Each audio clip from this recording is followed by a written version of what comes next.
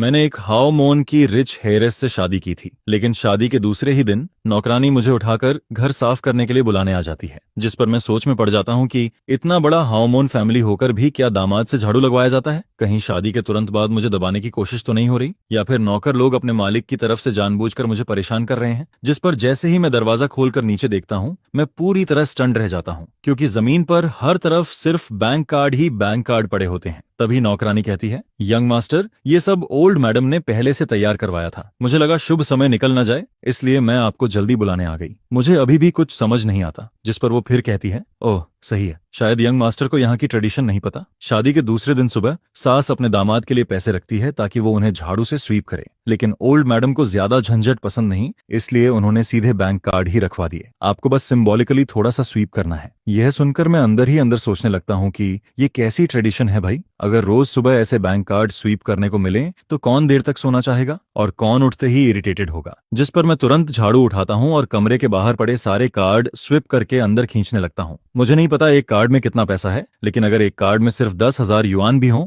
तब भी इतने सारे कार्ड मिलाकर लाखों युआन तो बन ही जाते हैं। तभी नौकरानी फिर कहती है, यंग मास्टर, ओल्ड मैडम ने कहा है कि पासवर्ड आपका बर्थडे है। वो कार्ड मुझे थमाती है, लेकिन मैं अभी कुछ बोल भी नहीं पाता कि सामने वाले बेडरूम का दरवाजा खुल जाता है, जिस पर मेरी नजर एक बेहद खूबसूरत लड़की पर पड़ती है। Good morning. वो मेरी तरफ देखती है, फिर मेरे हाथों में भरे बैंक कार्ड्स पर नजर डालती है। इतने कार्ड थे कि मैं उन्हें ठीक से पकड़ भी नहीं पा रहा था। जिस पर वो कैजुअली कहती है, इतना फॉर्मल होने की जरूरत नहीं है, आराम से यूज करो। ये कहकर वो मास्टर बेडरूम में चली जाती है। वैसे भी मैं कोई फॉर्मल होने वाला नहीं था। अभी थोड़ी देर पहले ही मैं कार्ड लेने वाला था, लेकिन उसी ने बीच में इंटरप्ट कर दिया। जिस पर जैसे ही आंट जांग मुझे कार्ड्स देती है, मैं बिना किसी प्रेशर के सारे कार्ड ले लेता हूँ। इसके बाद मैं कार्ड्स लेकर वापस बेडरूम में जाता हूँ, उन्हें टेबल पर रखता हूँ और फिर फ्रेश होने चला जाता हूँ। जिस पर ओरिजिनल ओनर की मेमोरीज से मुझे पता चलता है कि वो और मैं दोनों एक ही मेजर में पढ़े थे। इतना ही नहीं, हम दोनों ने देश की टॉप यूनिवर्सिटीज से मास्टर डिग्री भी की थी। फर्क सिर्फ इतना था कि ग्रेजुएशन के बाद ओरिजिनल ओनर यूनिवर्सिटी में लेक्चरर बन गया था, जबकि मुझे मजबूरी में ऑडिट कंपनी में जॉब करनी पड़ी। ओरिजिनल ओनर को शादी की वजह से 3 दिन की छुट्टी मिली हुई थी, इसलिए फिलहाल उसे काम पर नहीं जाना था। जिस पर मैं सोचता हूँ कि इन 3 दिनों में उसके लेक्चर नोट्स अच्छे से पढ़ लूंगा, ताकि बाद में स्टूडेंट्स को पढ़ाते समय कोई गलती ना हो। सच कहूँ तो मुझे ओरिजिनल ओनर की ये जॉब बहुत पसंद आती है। वीकेंड की छुट्टी अलग, फेस्टिवल्स की छुट्टी अलग, ऊपर से विंटर वेकेशन और समर वेकेशन भी। अगर सुबह क्लास न हो तो आराम से देर तक सोकर ऑफिस जाओ, शाम को क्लास खत्म होते ही सीधा घर वापस, रात का पूरा टाइम सिर्फ अपना। जिस पर मैं अंदर ही अंदर इमोशनल होकर सोचता हूँ कि पिछले जन्म में मैं यूनिवर्सिटी में लेक्चरर नहीं बन पाया था। क्या वो मेरी मर्जी थी? नहीं, बस जिंदगी की अलग अलग परेशानियों ने मुझे वहां रुकने नहीं दिया। थैंक यू ओरिजिनल ओनर, सच में बहुत बहुत थैंक यू। इसी बीच मैं फेस वॉश कर रहा होता हूँ कि बगल वाले कमरे से आवाज आती है, जिस पर मैं टूथब्रश मुंह में दबाए बाथरूम से झांक कर देखता हूँ और पाता हूँ कि वो ड्रेसिंग रूम से बाहर आ चुकी है। जल्दी फ्रेश होकर नीचे ब्रेकफास्ट के लिए आ जाओ।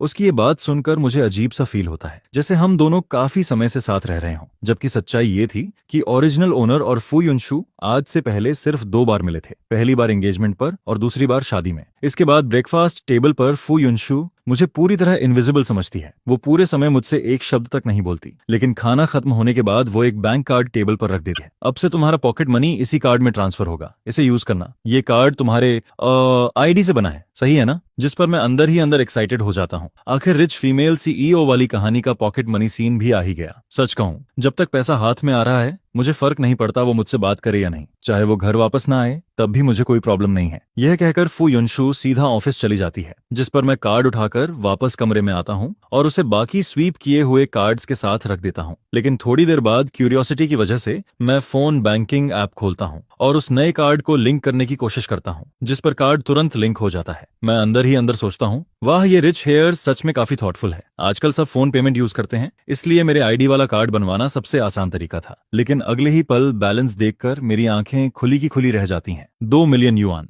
मतलब हर महीने सिर्फ पॉकेट मनी ही 2 मिलियन युआन है। जिस पर मैं सोचने लगता हूँ कि अगर जिंदगी ऐसी है तो फिर काम करने की जरूरत ही क्या है। अब मेरी क्यूरियोसिटी सिर्फ इस कार्ड तक सीमित नहीं रहती। जिस पर मैं सुबह स्वीप किए गए कार्ड्स में से एक उठाता हूँ और उसे भी ऐप से लिंक करता हूँ, और शॉकिंग बात यह थी कि वो भी इंस्टेंटली लिंक हो जाता है। मतलब मदर इन लॉ ने जो सारे कार्ड दिए थे वो भी ओरिजिनल ओनर की आईडी से बने हुए थे। एक कार्ड में पूरे 6 लाख युआन पड़े थे। इतने सारे कार्ड मिलाकर आराम से 10 मिलियन युआन से ज्यादा बन रहे थे। जिस पर मैं तुरंत समझ जाता हूँ कि ओल्ड मैडम को नंबर 6 काफी पसंद है। आखिर चाइनीज लोग 6 को लकी नंबर मानते हैं। इसके बाद मैं मन ही मन ओरिजिनल ओनर से कहता हूँ, भाई सॉरी, लेकिन अब ये सारे पैसे ऑफिशियली मेरे हैं। सारे कार्ड लिंक करने के बाद मैं उन्हें ड्रॉर में रख देता हूँ और बाहर घूमने जाने का सोचता हूँ। आखिर पैसे आने के बाद पूरी दुनिया ही खूबसूरत लगने लगती है। सुबह से मैं शॉपिंग मॉल जाने का सोच रहा था, लेकिन अभी तक गया नहीं था, जिस पर अब मैं तय करता हूँ कि थोड़ा बाहर जाकर उस फीलिंग को एक्सपीरियंस किया जाए जहां पसंद की चीज खरीदते समय प्राइस टैग देखने की जरूरत ना पड़े। अगर इस नॉवेल वर्ल्ड में ट्रांसमाइग्रेट होना एक एक्सपीरियंस है तो मैं इस rich son in law identity के हर बेनिफिट को पूरी तरह एंजॉय करूंगा और इस जिंदगी को खुलकर जीऊंगा। जिस पर मैं फोन उठाता हूँ। यंग मास्टर, क्या आपको कार अरेंज करवानी है? ओरिजिनल ओनर हमेशा खुद ड्राइव करके यूनिवर्सिटी जाता था,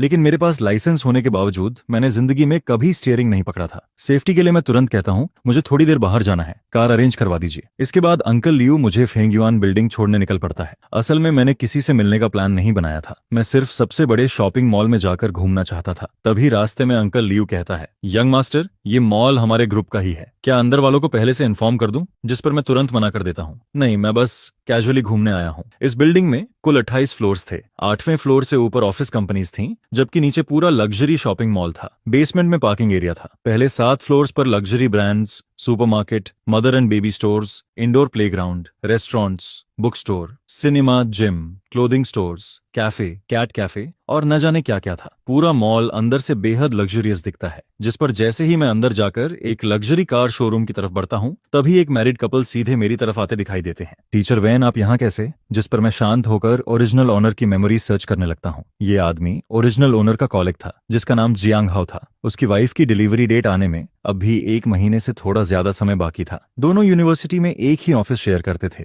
लेकिन जियांग हाओ रेयरली ऑफिस आता था। ज्यादातर वहां सिर्फ मैं ही रहता था, जिस पर उसे हमेशा लगता था कि मैं उसकी जगह कब्जा करके बैठा हूँ। उसका सवाल सुनकर मुझे थोड़ा अजीब फील होता है, मैं यहाँ नहीं रहूंगा तो कहाँ रहूंगा? जिस पर वो फिर कहता है, क्या तुम शादी की छुट्टी लेकर होम टाउन नहीं गए थे? और शादी करके भी तुमने यूनिवर्सिटी के किसी को लेग को इन्वाइट तक नहीं किया? अब सब लोग गेस कर रहे हैं कि शायद तुम्हारी वाइफ दिखाने लायक नहीं है, इसलिए तुमने किसी को नहीं बुलाया। सब लोग इसी बात पर चर्चा कर रहे हैं कि आखिर तुम्हारी वाइफ कैसी होगी। असल में ओरिजिनल ओनर ने कभी भी कॉलेग्स को अपनी शादी के बारे में नहीं बताया था। किसी को ये तक नहीं पता था कि उसने किससे शादी की है। उसके लिए ये पूरी तरह पर्सनल मैटर था। और वैसे भी अगर वो लोगों से कहता कि उसकी वाइफ फू युनशु है तो शायद कोई विश्वास भी नहीं करता, क्योंकि नॉर्मल दिनों में ओरिजिनल ओनर बहुत लो प्रोफाइल रहता था। सब लोग यही सोचते थे कि वो किसी ऑर्डिनरी फैमिली से आया है, जबकि सच ये था कि उसका परिवार भी हाईचेंग की एक फेमस हाओमोन फैमिली था। उनकी शादी में आने वाले लोग बिजनेस वर्ल्ड और रिच फैमिलीज के बड़े बड़े लोग थे। कॉलेग्स को इनवाइट न करने की वजह सिर्फ इतनी थी कि ओरिजिनल ओनर को यूनिवर्सिटी ज्वाइन किए अभी आधा महीना ही हुआ था। वहां उसका कोई खास जान पहचान वाला था ही नहीं। हालांकि यूनिवर्सिटी के कुछ लीडर्स शादी में आए थे। जिस पर मैं कैजुअली जवाब देता हूँ, मेरी वाइफ जिंग सिटी में रहती है, मैं होम टाउन नहीं गया था। यह सुनकर जियांग हाओ फिर पूछता है, तो फिर तुम्हारी वाइफ तुम्हारे साथ क्यों नहीं आई? नॉर्मली शादी के बाद लोग मैरिज लीव लेते हैं, फिर वो अभी भी काम पर क्यों जा रही है? ये कंपनी देखते ही समझ आ रहा है कि प्रॉपर नहीं है। शादी की छुट्टी तक नहीं देती। इसके बाद वो खुद की कहानी शुरू कर देता है। जब मेरी शादी हुई थी तब मैंने 3 दिन की मैरिज लीव के अलावा एनुअल लीव भी ली थी। मैं अपनी वाइफ को बाली हनीमून पर लेकर गया था। तुम लोग हनीमून पर नहीं जा रहे क्या? जिस पर मैं उसके चेहरे की तरफ देखता हूँ और तुरंत समझ जाता हूँ कि असली बात क्या है। उसे बस दूसरों की पर्सनल लाइफ में दखल देना पसंद था और साथ ही खुद को सुप्रिय साबित करना भी।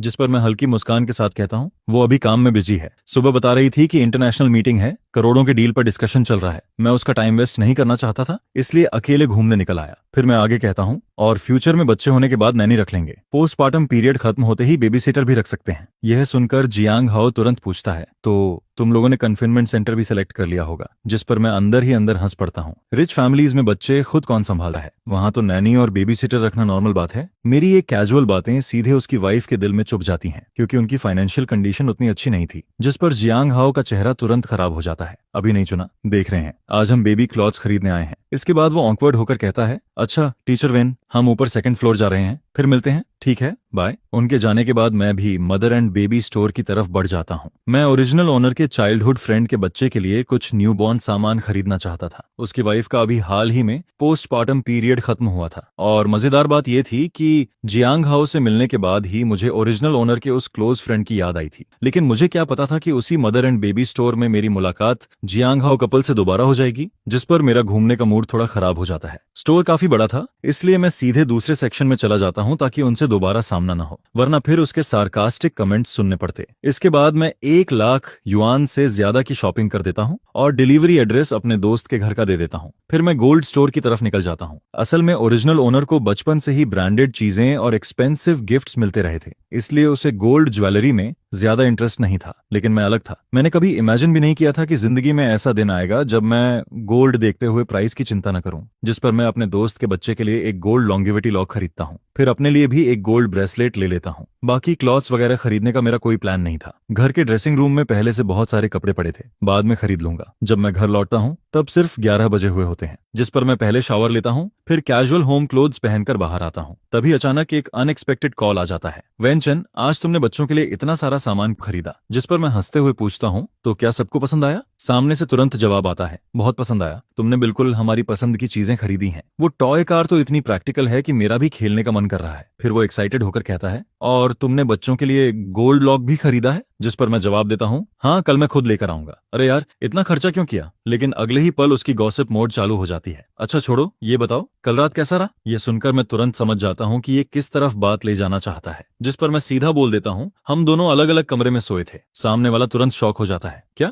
अभी शादी हुई और तुम लोग अलग सो रहे हो? ऐसे तो तुम दोनों में फीलिंग्स डेवलप ही नहीं होंगी। आखिर तुम सोच क्या रहे हो? वो फिर आगे कहता है, तुम कोई कॉन्ट्रैक्ट मैरिज तो कर नहीं रहे? बाद में डिवोर्स का एग्रीमेंट भी नहीं है, तो मैरिड लाइफ कंटिन्यू करनी पड़ेगी ना? क्या तुम सच में फुयुनशु को बाहर किसी और को ढूंढने दोगे? उसकी बातें सुनकर मैं पूरी तरह साइलेंट हो जाता हूँ, क्योंकि वो सही कह रहा था। ये कोई कॉन्ट्रैक्ट मैरिज नहीं थी। अगर रिलेशनशिप चल सकती है तो नेचुरली उसे आगे बढ़ना ही चाहिए। जिस पर मैं ओरिजिनल नॉवेल की बातें याद करने की कोशिश करता हूँ। ओरिजिनल ओनर और फू युनशु का रिलेशनशिप आखिर कब क्लोज हुआ था? एक्सीडेंट कब हुआ था? बाद में दोनों के बीच फीलिंग्स डेवलप हुई थी या नहीं? लेकिन नॉवेल में इन इंपॉर्टेंट चीजों का कभी डिटेल में जिक्र ही नहीं किया गया था। कॉल कटने के बाद मैं काफी देर तक सोचता रहता हूँ। आखिर मैं ये फैसला करता हूँ कि ये जिंदगी मेरे लिए पूरी तरह नई शुरुआत है, इसलिए मैं किसी जल्दबाजी में नहीं पड़ूंगा। बस अपने दिल की सुनूंगा और अपने पेस पर आगे बढ़ूंगा। दोपहर में मैं बुक्स और लैपटॉप लेकर स्टडी रूम की तरफ जाता हूँ, जिस पर अंदर जाकर मैं नोटिस करता हूँ कि वहाँ सिर्फ फू युनशु का वर्क स्पेस ही नहीं था, बल्कि एक नया सेक्शन खास मेरे लिए भी तैयार किया गया था। तभी आन जांग समझाते हुए कहती हैं,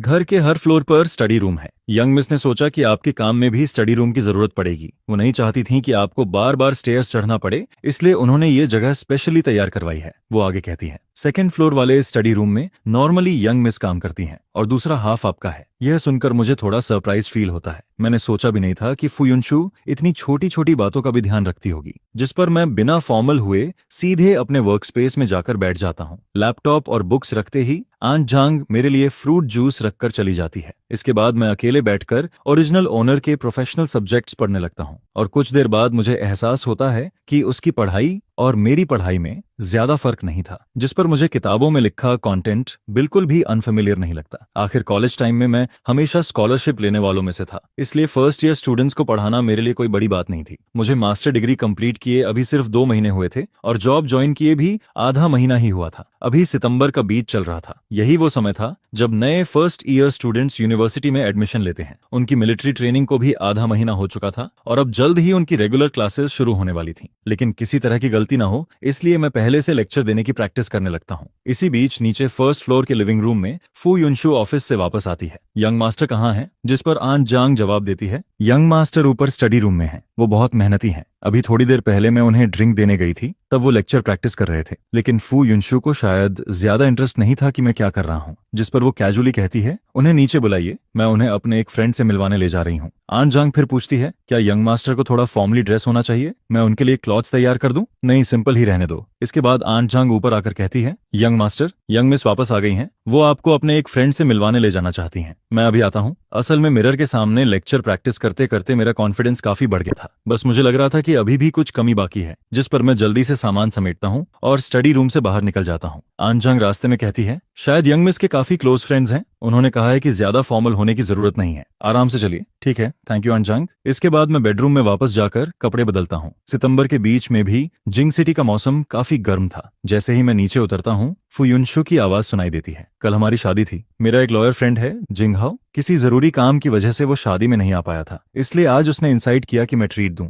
और तुम्हें भी साथ लेकर आऊं। जिस पर मैं मन ही मन सोचता हूं कि वैसे भी मेरे पास कोई काम नहीं है, साथ जाना बुरा नहीं होगा। असल में मैं उसके फ्रेंड्स और रिलेटिव्स को थोड़ा और जानना चाहता था। आखिर मुझे ये भी पता लगाना था कि उसके किन लोगों से खराब रिलेशंस हैं, ताकि फ्यूचर वाले कार एक्सीडेंट के बारे में थोड़ा कोशियस रह सकूं। रास्ते में वो अचानक पूछती है, आज तुम पूरे दिन घर पर ही थे? जिस पर मैं जवाब देता हूँ, नहीं, सुबह फेंग्युआन बिल्डिंग गया था, फेंग शाओ के बच्चे के लिए कुछ सामान खरीदा। इसके बाद कार धीरे धीरे एक शांत इलाके में पहुंचती है। बाहर एक साइनेज लगा था जिस पर रेस्टोरेंट का नाम लिखा हुआ था। फुयुनशु बताती है, ये एक फैमिली रेस्टोरेंट है, ऑनर हाइचेंग का है और यहाँ के हाइचेंग डिशेस काफी ऑथेंटिक हैं, शायद तुम्हें पसंद आए। फिर वो कार से उतरते हुए कहती है, चलो वो लोग अंदर इंतजार कर रहे हैं। जिस पर मैं पूछता हूँ, हम दोनों के अलावा और कौन है? वो जवाब देती है, एक मैरिड कपल है, तुम उन्हें देखते ही पहचान जाओगे। और सच में अंदर पहुंचते ही मैं उन्हें पहचान लेता हूँ। वो लेयू कपल थे। दोनों इंटरनेट पर बेहद फेमस ब्लॉगर्स थे। उनका जॉइंट अकाउंट लेयू कपल नाम से था। सभी प्लेटफॉर्म्स मिलाकर उनके 20 मिलियन से ज्यादा फॉलोअर्स थे। वांग यू एक लॉयर थी जो इंटरनेट पर लीगल नॉलेज शेयर करती थी। वो अलग अलग केसेस एक्सप्लेन करती थी और जरूरतमंद लोगों को फ्री लीगल हेल्प भी देती थी। वहीं उसका हस्बैंड रेन लई पहले सर्टिफाइड अकाउंटेंट था,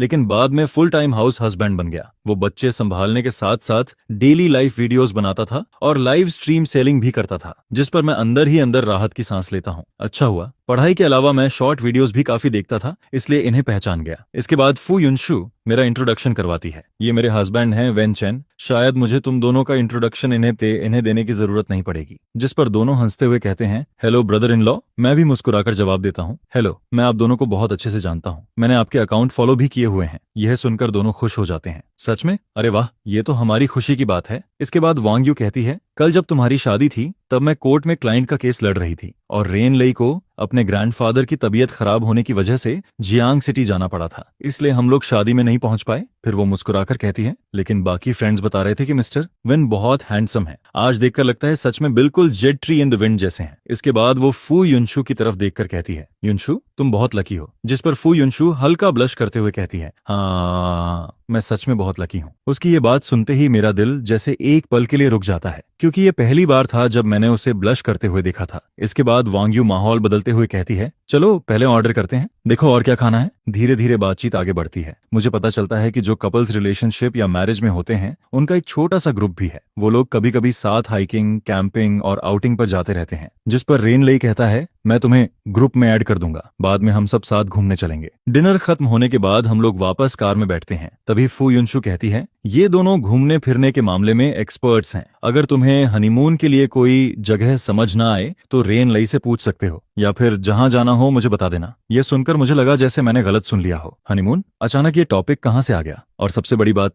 क्या हम दोनों सच में हनीमून पर जाएंगे? जिस पर मैं अंदर ही अंदर इमेजिन करने लगता हूं कि क्या हम वहां जाकर बस एक दूसरे को ब्लैंक फेस से देखते रहेंगे। तभी वो कामली कहती है, ये मॉम ने अरेंज किया है। मैंने तुम्हारे यूनिवर्सिटी लीडर से बात करके तुम्हारे लिए 1 महीने की छुट्टी अप्रूव करवा दी है। बस अभी तक तुम्हें बताया नहीं था। ये सुनकर मैं पूरी तरह स्टन रह जाता हूँ। सच में ये मदर इन लॉ अल्टीमेट निकली। मैं खुशी से कुछ बोल ही नहीं पाता। उस रात पूरे एक्साइटमेंट की वजह से मुझे नींद ही नहीं आती। आखिर अचानक से 1 महीने की छुट्टी मिल गई थी, जिस पर अगले दिन मैं सीधे सुबह 11 बजे उठता हूँ, फ्रेश होकर आरामदायक क्लोथ्स पहनता हूँ और ड्राइवर से कहता हूँ कि मुझे सीधे मेरे चाइल्डहुड फ्रेंड के घर ले चले। इसी बीच फू युनशु का मैसेज आता है, मुझे अचानक बिजनेस ट्रिप पर जाना पड़ रहा है, मैं कल वापस आऊंगी। इन 2 दिनों में तुम अपना सामान तैयार कर लेना। कल शाम हमारी फ्लाइट गैंग सिटी के लिए है। ये पढ़कर मैं अंदर ही अंदर दंग रह जाता हूँ। प्लेन टिकट्स तक पहले से बुक हो चुकी थी। सच में उसकी वर्किंग स्टाइल बेहद फास्ट और एफिशिएंट थी। कल रात मैंने बस इतना कहा था कि मुझे कोई ऑब्जेक्शन नहीं है, वो जैसे चाहे अरेंज कर सकती है। और अब हनीमून का पहला डेस्टिनेशन सीधे गैंग सिटी निकल आया। वैसे मुझे भी गैंग सिटी देखने की काफी इच्छा थी। आखिर वो जगह अपनी लग्जरी और नाइट लाइफ के लिए फेमस थी। लेकिन अफसोस, मैं अभी दोस्त के घर से खाना खाकर निकला ही था कि अचानक मदर इन लॉ साइड से एक कॉल आ जाता है, यंग मास्टर, ओल्ड मैडम गिर गई हैं, अभी उन्हें हॉस्पिटल ले जाया गया है। यह सुनते ही मैं तुरंत कॉल काटता हूँ और सीधे हॉस्पिटल की तरफ भागता हूँ। जब मैं पहुंचता हूँ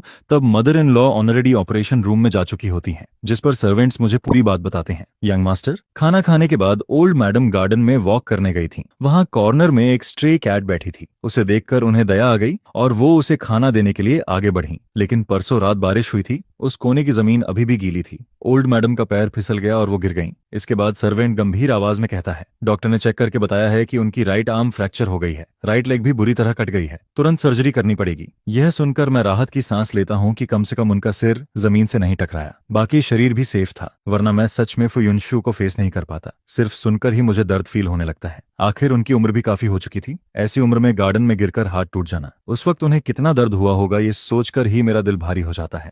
जिस पर मैं मन ही मन सर्वेंट्स पर भी नाराज होता हूँ। इतने बड़े मैंशन में ओल्ड मैडम अकेली कैसे घूम रही थी? किसी को उनके साथ होना चाहिए था। इसी बीच मुझे याद आता है कि फादर इन लॉ तो इस समय अटलांटिक ओशन के उस पार वेकेशन एंजॉय कर रहे थे और फू युनशु भी बिजनेस ट्रिप पर बाहर गई हुई थी। अगर खबर मिल भी जाती तब भी उसे शाम की फ्लाइट का इंतजार करना पड़ता, तभी वो वापस आ पाती। जिस पर सबसे पहले वहां पहुंचने वाले इंसान होने के नाते मैं नौकरों और बटलर से सवाल किए बिना नहीं रह पाता। ओल्ड मैडम इस हालत में गिर गईं, पता नहीं उन्हें कितना दर्द सहना पड़ा होगा। उस वक्त कोई भी उनकी मदद करके उस बिल्ली को उठाने क्यों नहीं आया? लॉजिक से देखा जाए तो इतने बड़े रॉयल फैमिली जैसे घर में सिर्फ छोटे से गार्डन की सफाई के लिए भी काफी सारे सर्वेंट्स चाहिए होते हैं। फिर उस वक्त आंगन में मौजूद सर्वेंट्स आखिर गए कहाँ थे? और एक स्ट्रे कैट को ऐसे खुले में घूमने कैसे दिया गया? जिसके बाद दीवार के कोने में जमा पानी भी समय पर साफ क्यों नहीं किया गया? नॉर्मली हमेशा कोई ना कोई मैडम के साथ रहता है, लेकिन आज जब ओल्ड मैडम गार्डन में गई थी तो उनके साथ जाने वाले सर्वेंट को अचानक किसी काम से बुला लिया गया, जिस पर वो थोड़ी देर के लिए वहां से चला गया। उस वक्त मैं सबके साथ स्टडी कर रहा था, जिस पर मैं तुरंत बोलता हूँ, कौन सी स्टडी? मैंने मॉर्निंग क्लास, वीकली मीटिंग और मंथली रिव्यू के बारे में तो सुना है, लेकिन घर के सर्वेंट्स को खाने के बाद पढ़ाई करवाने की बात पहली बार सुन रहा हूँ। और मैंने तो कभी बटर को सर्वेंट्स को पढ़ाते हुए भी नहीं देखा। जिसके जवाब में वो कहता है, ये सेकंड मैडम का आइडिया था। उन्होंने कहा था कि ओल्ड मैडम का बर्थडे आने वाला है, इसलिए सीक्रेटली बर्थडे सेलिब्रेशन प्रिपेयर करना है ताकि उन्हें सरप्राइज दिया जा सके। इसी वजह से मैंने सोचा कि जब ओल्ड मैडम खाना खाकर आफ्टरनून रेस्ट के लिए जाएंगी तब सबको इस बारे में बताया जाए। यह सुनकर मैं सोच में पड़ जाता हूँ, ये सेकंड मैडम क्या वही नहीं जो फू युनशु की सेकंड आंट है और कहानी की फीमेल लीड की माँ भी? बैकग्राउंड स्टोरी में बताया गया था कि उसने सालों पहले फू फैमिली में शादी करने के लिए काफी गलत ट्रिक्स इस्तेमाल किए थे, जिस पर शादी के बाद उसे फू फैमिली में कभी ज्यादा रिस्पेक्ट नहीं मिली। लेकिन बाद में जब उसकी बेटी हेयर बन गई तब जाकर उसकी जिंदगी थोड़ी आसान होने लगी। फिर मैं सोचता हूँ, क्या उसकी रिलेशन अपनी मदर इन लॉ के साथ इतनी अच्छी थी? अगर ऐसा है तो फिर बर्थडे पार्टी सीक्रेटली प्रिपेयर करने की जरूरत ही क्या थी? जिस पर मैं गुस्से में बोलता हूँ, हर चीज की प्रायोरिटी होती है। इस मेंशन में तुम्हारा मेन काम ओल्ड मैडम का ध्यान रखना है, बाकी चीजें प्रोफेशनल्स को करने दो। क्या वो फैमिली के पास सर्वेंट्स हायर करने के लिए पैसे कम पड़ गए थे? लेकिन वो फिर कहता है, सेकंड मैडम ने कहा था, जिस पर मैं तुरंत उसे रोकते हुए बोलता हूँ, सेकंड मैडम, तुम सिर्फ उन्हीं की बातें क्यों सुनते हो? क्या उनकी हर बात हमेशा सही होती है? उधर ऑपरेशन थिएटर के ऊपर जलती हुई ऑपरेशन इन प्रोग्रेस वाली लाइट देखकर मेरा मन और बेचैन होने लगता है। मुझे लगा था कि फू युनशु यहाँ नहीं है और सन इन लॉ भी शायद इन सब बातों की परवाह नहीं करेगा, इसलिए मैंने ज्यादा नहीं सोचा। लेकिन अभी उसे देखकर साफ लग रहा था कि वो बहुत ज्यादा गुस्से में है। शायद मेरी जॉब भी अब जाने वाली है। जिस पर बटलर मन ही मन सोचता है, ओल्ड मैडम ने खुद इस दामाद को चुना था और ये सच में उनकी बहुत रिस्पेक्ट करता है। मेरी बातों के सामने बटलर बस ऑकवर्ड स्माइल देता है और कहता है, उस वक्त हमें लगा कि हम ओल्ड मैडम के लिए अच्छा ही कर रहे हैं, इसलिए हमने ज्यादा सोचे बिना सेकंड मैडम की बात मान ली। किसे पता था कि इतनी बड़ी घटना हो जाएगी? ये सुनकर मैं मन में सोचता हूँ, इतनी सारी चीजें एक साथ कैसे कोइंसिडेंस हो सकती हैं? किताब में फू युनशु की कजन क्या वही सेकंड मैडम की बेटी नहीं थी? और जब वो नई हेयर बनी तभी से सेकंड मैडम का इन्फ्लुएंस भी बढ़ने लगा। जिस पर मेरे मन में एक और डरावना ख्याल आता है, कहीं वो कार एक्सीडेंट भी सेकंड मैडम से जुड़ा हुआ तो नहीं था? अगर सच में ऐसा है तो क्या उसने अभी से चाल चलनी शुरू कर दी थी? ओरिजिनल ओनर की मेमोरीज में उसने हमेशा अच्छे काम किए थे। वो एक हेल्पफुल और ऑनेस्ट इंसान था। फिर उसकी मौत क्या इसलिए हुई क्योंकि उसने कुछ देख लिया था, या फिर किसी का सीक्रेट जान लिया था जिस पर किसी डेंजरस इंसान ने उसे खत्म कर दिया? फिर मैं खुद को समझाता हूँ, मैं बेवजह उन्हें विलेन नहीं बना रहा। आखिर फू युनशु के एक्सीडेंट से सबसे ज्यादा फायदा उन्हीं के परिवार को हुआ था, जिस पर मैं और ज्यादा सावधान हो जाता हूँ। अगर मेरा अंदाजा सही निकला और मैंने अभी इन्वेस्टिगेशन शुरू की तो सेकंड मैडम के लोग जरूर नोटिस कर लेंगे। फिर शायद अगला टारगेट में बन जाऊं और मेरा भी वही हाल हो सकता है जो ओरिजिनल ओनर का हुआ था। यह सोचकर मैं तुरंत अपने एक्सप्रेशंस कंट्रोल करता हूँ। नहीं, मुझे अपनी फीलिंग्स बाहर नहीं दिखानी चाहिए। फिर मैं बटर से शांत आवाज में कहता हूँ, अगली बार ध्यान रखना, चाहे कुछ भी हो जाए, सबसे पहले ओल्ड मैडम की सेफ्टी जरूरी है। उनके आसपास हमेशा कोई ना कोई मौजूद रहना चाहिए और कोर्टयार्ड का हर कोना साफ होना चाहिए। अब जो होना था वो हो चुका था, इसलिए सब बस ऑपरेशन रूम के बाहर इंतजार करते रहते हैं। जिसके बाद मैं पूछता हूँ, फू युनशु को खबर दी गई? जिस पर बटर जवाब देता है, जी, यंग मिस को कॉल कर दिया गया है, वो वापस आने के रास्ते में है। समय ऐसे गुजरता है जैसे पूरा एक सेंचुरी बीत गई हो और आखिरकार डॉक्टर ओल्ड मैडम को ऑपरेशन रूम से बाहर लेकर आता है। जिस पर मैं नोटिस करता हूँ कि ये डॉक्टर फू युनशु का पुराना क्लासमेट है, इसलिए वो मुझे तुरंत पहचान लेता है और कहता है, मिस्टर वेन, ज्यादा चिंता मत कीजिए, ऑपरेशन ज्यादा कॉम्प्लिकेटेड नहीं था, बस बोन फ्रैक्चर हुआ था, इसलिए 3 नेल्स लगाने पड़े। ओल्ड मैडम को थोड़ा दर्द जरूर सहना पड़ेगा, लेकिन अगर वो अच्छे से रेस्ट करेंगी तो कुछ समय बाद ठीक हो जाएंगी। मैं राहत की सांस लेते हुए कहता हूँ, डॉक्टर, आपने बहुत मेहनत की, मैं पहले ओल्ड मैडम को देख लेता हूँ। इसके बाद मैं वार्ड में जाकर ओल्ड मैडम के बेड के पास खड़ा हो जाता हूँ। इस वक्त वो अभी भी अनकॉन्शियस थीं और उनके हाथ में ड्रीप लगी हुई थी। कमरे में मेरे अलावा बटरफिंग, 2 सर्वेंट्स और एक नर्स मौजूद थे, जिस पर मैं धीरे से कहता हूँ, इतने सारे लोग पेशेंट के आसपास मत खड़े रहो, इससे उनकी रेस्ट डिस्टर्ब होगी। आप सब बाहर वेटिंग रूम में इंतजार करो। कुछ देर बाद आखिरकार ओल्ड मैडम धीरे धीरे आंखें खोलती हैं, फिर मुस्कुराकर कहती हैं, चिंता मत करो, इंसान की जिंदगी में छोटी मोटी चोट लगती रहती है। लोग कहते हैं कि फ्रैक्चर होना किसी बड़ी मुसीबत को अपने ऊपर लेना होता है, तो समझ लो मैंने अपने लिए एक डिजास्टर टाल दिया। उन्हें देखकर मेरे दिल में अजीब सी वार्मथ महसूस होने लगती है। वो मुझे अपनी रियल मदर से भी ज्यादा करीब लग रही थी, जिस पर मैं मुस्कुराकर कहता हूँ, मॉम आप सच में बहुत ऑप्टिमिस्टिक हैं। लेकिन अगले ही पल मुझे अपनी पिछली जिंदगी की माँ याद आ जाती है। अगर वो गिरकर फ्रैक्चर कर बैठती तो होश आते ही जरूर बोलती, सब तुम्हारी गलती है।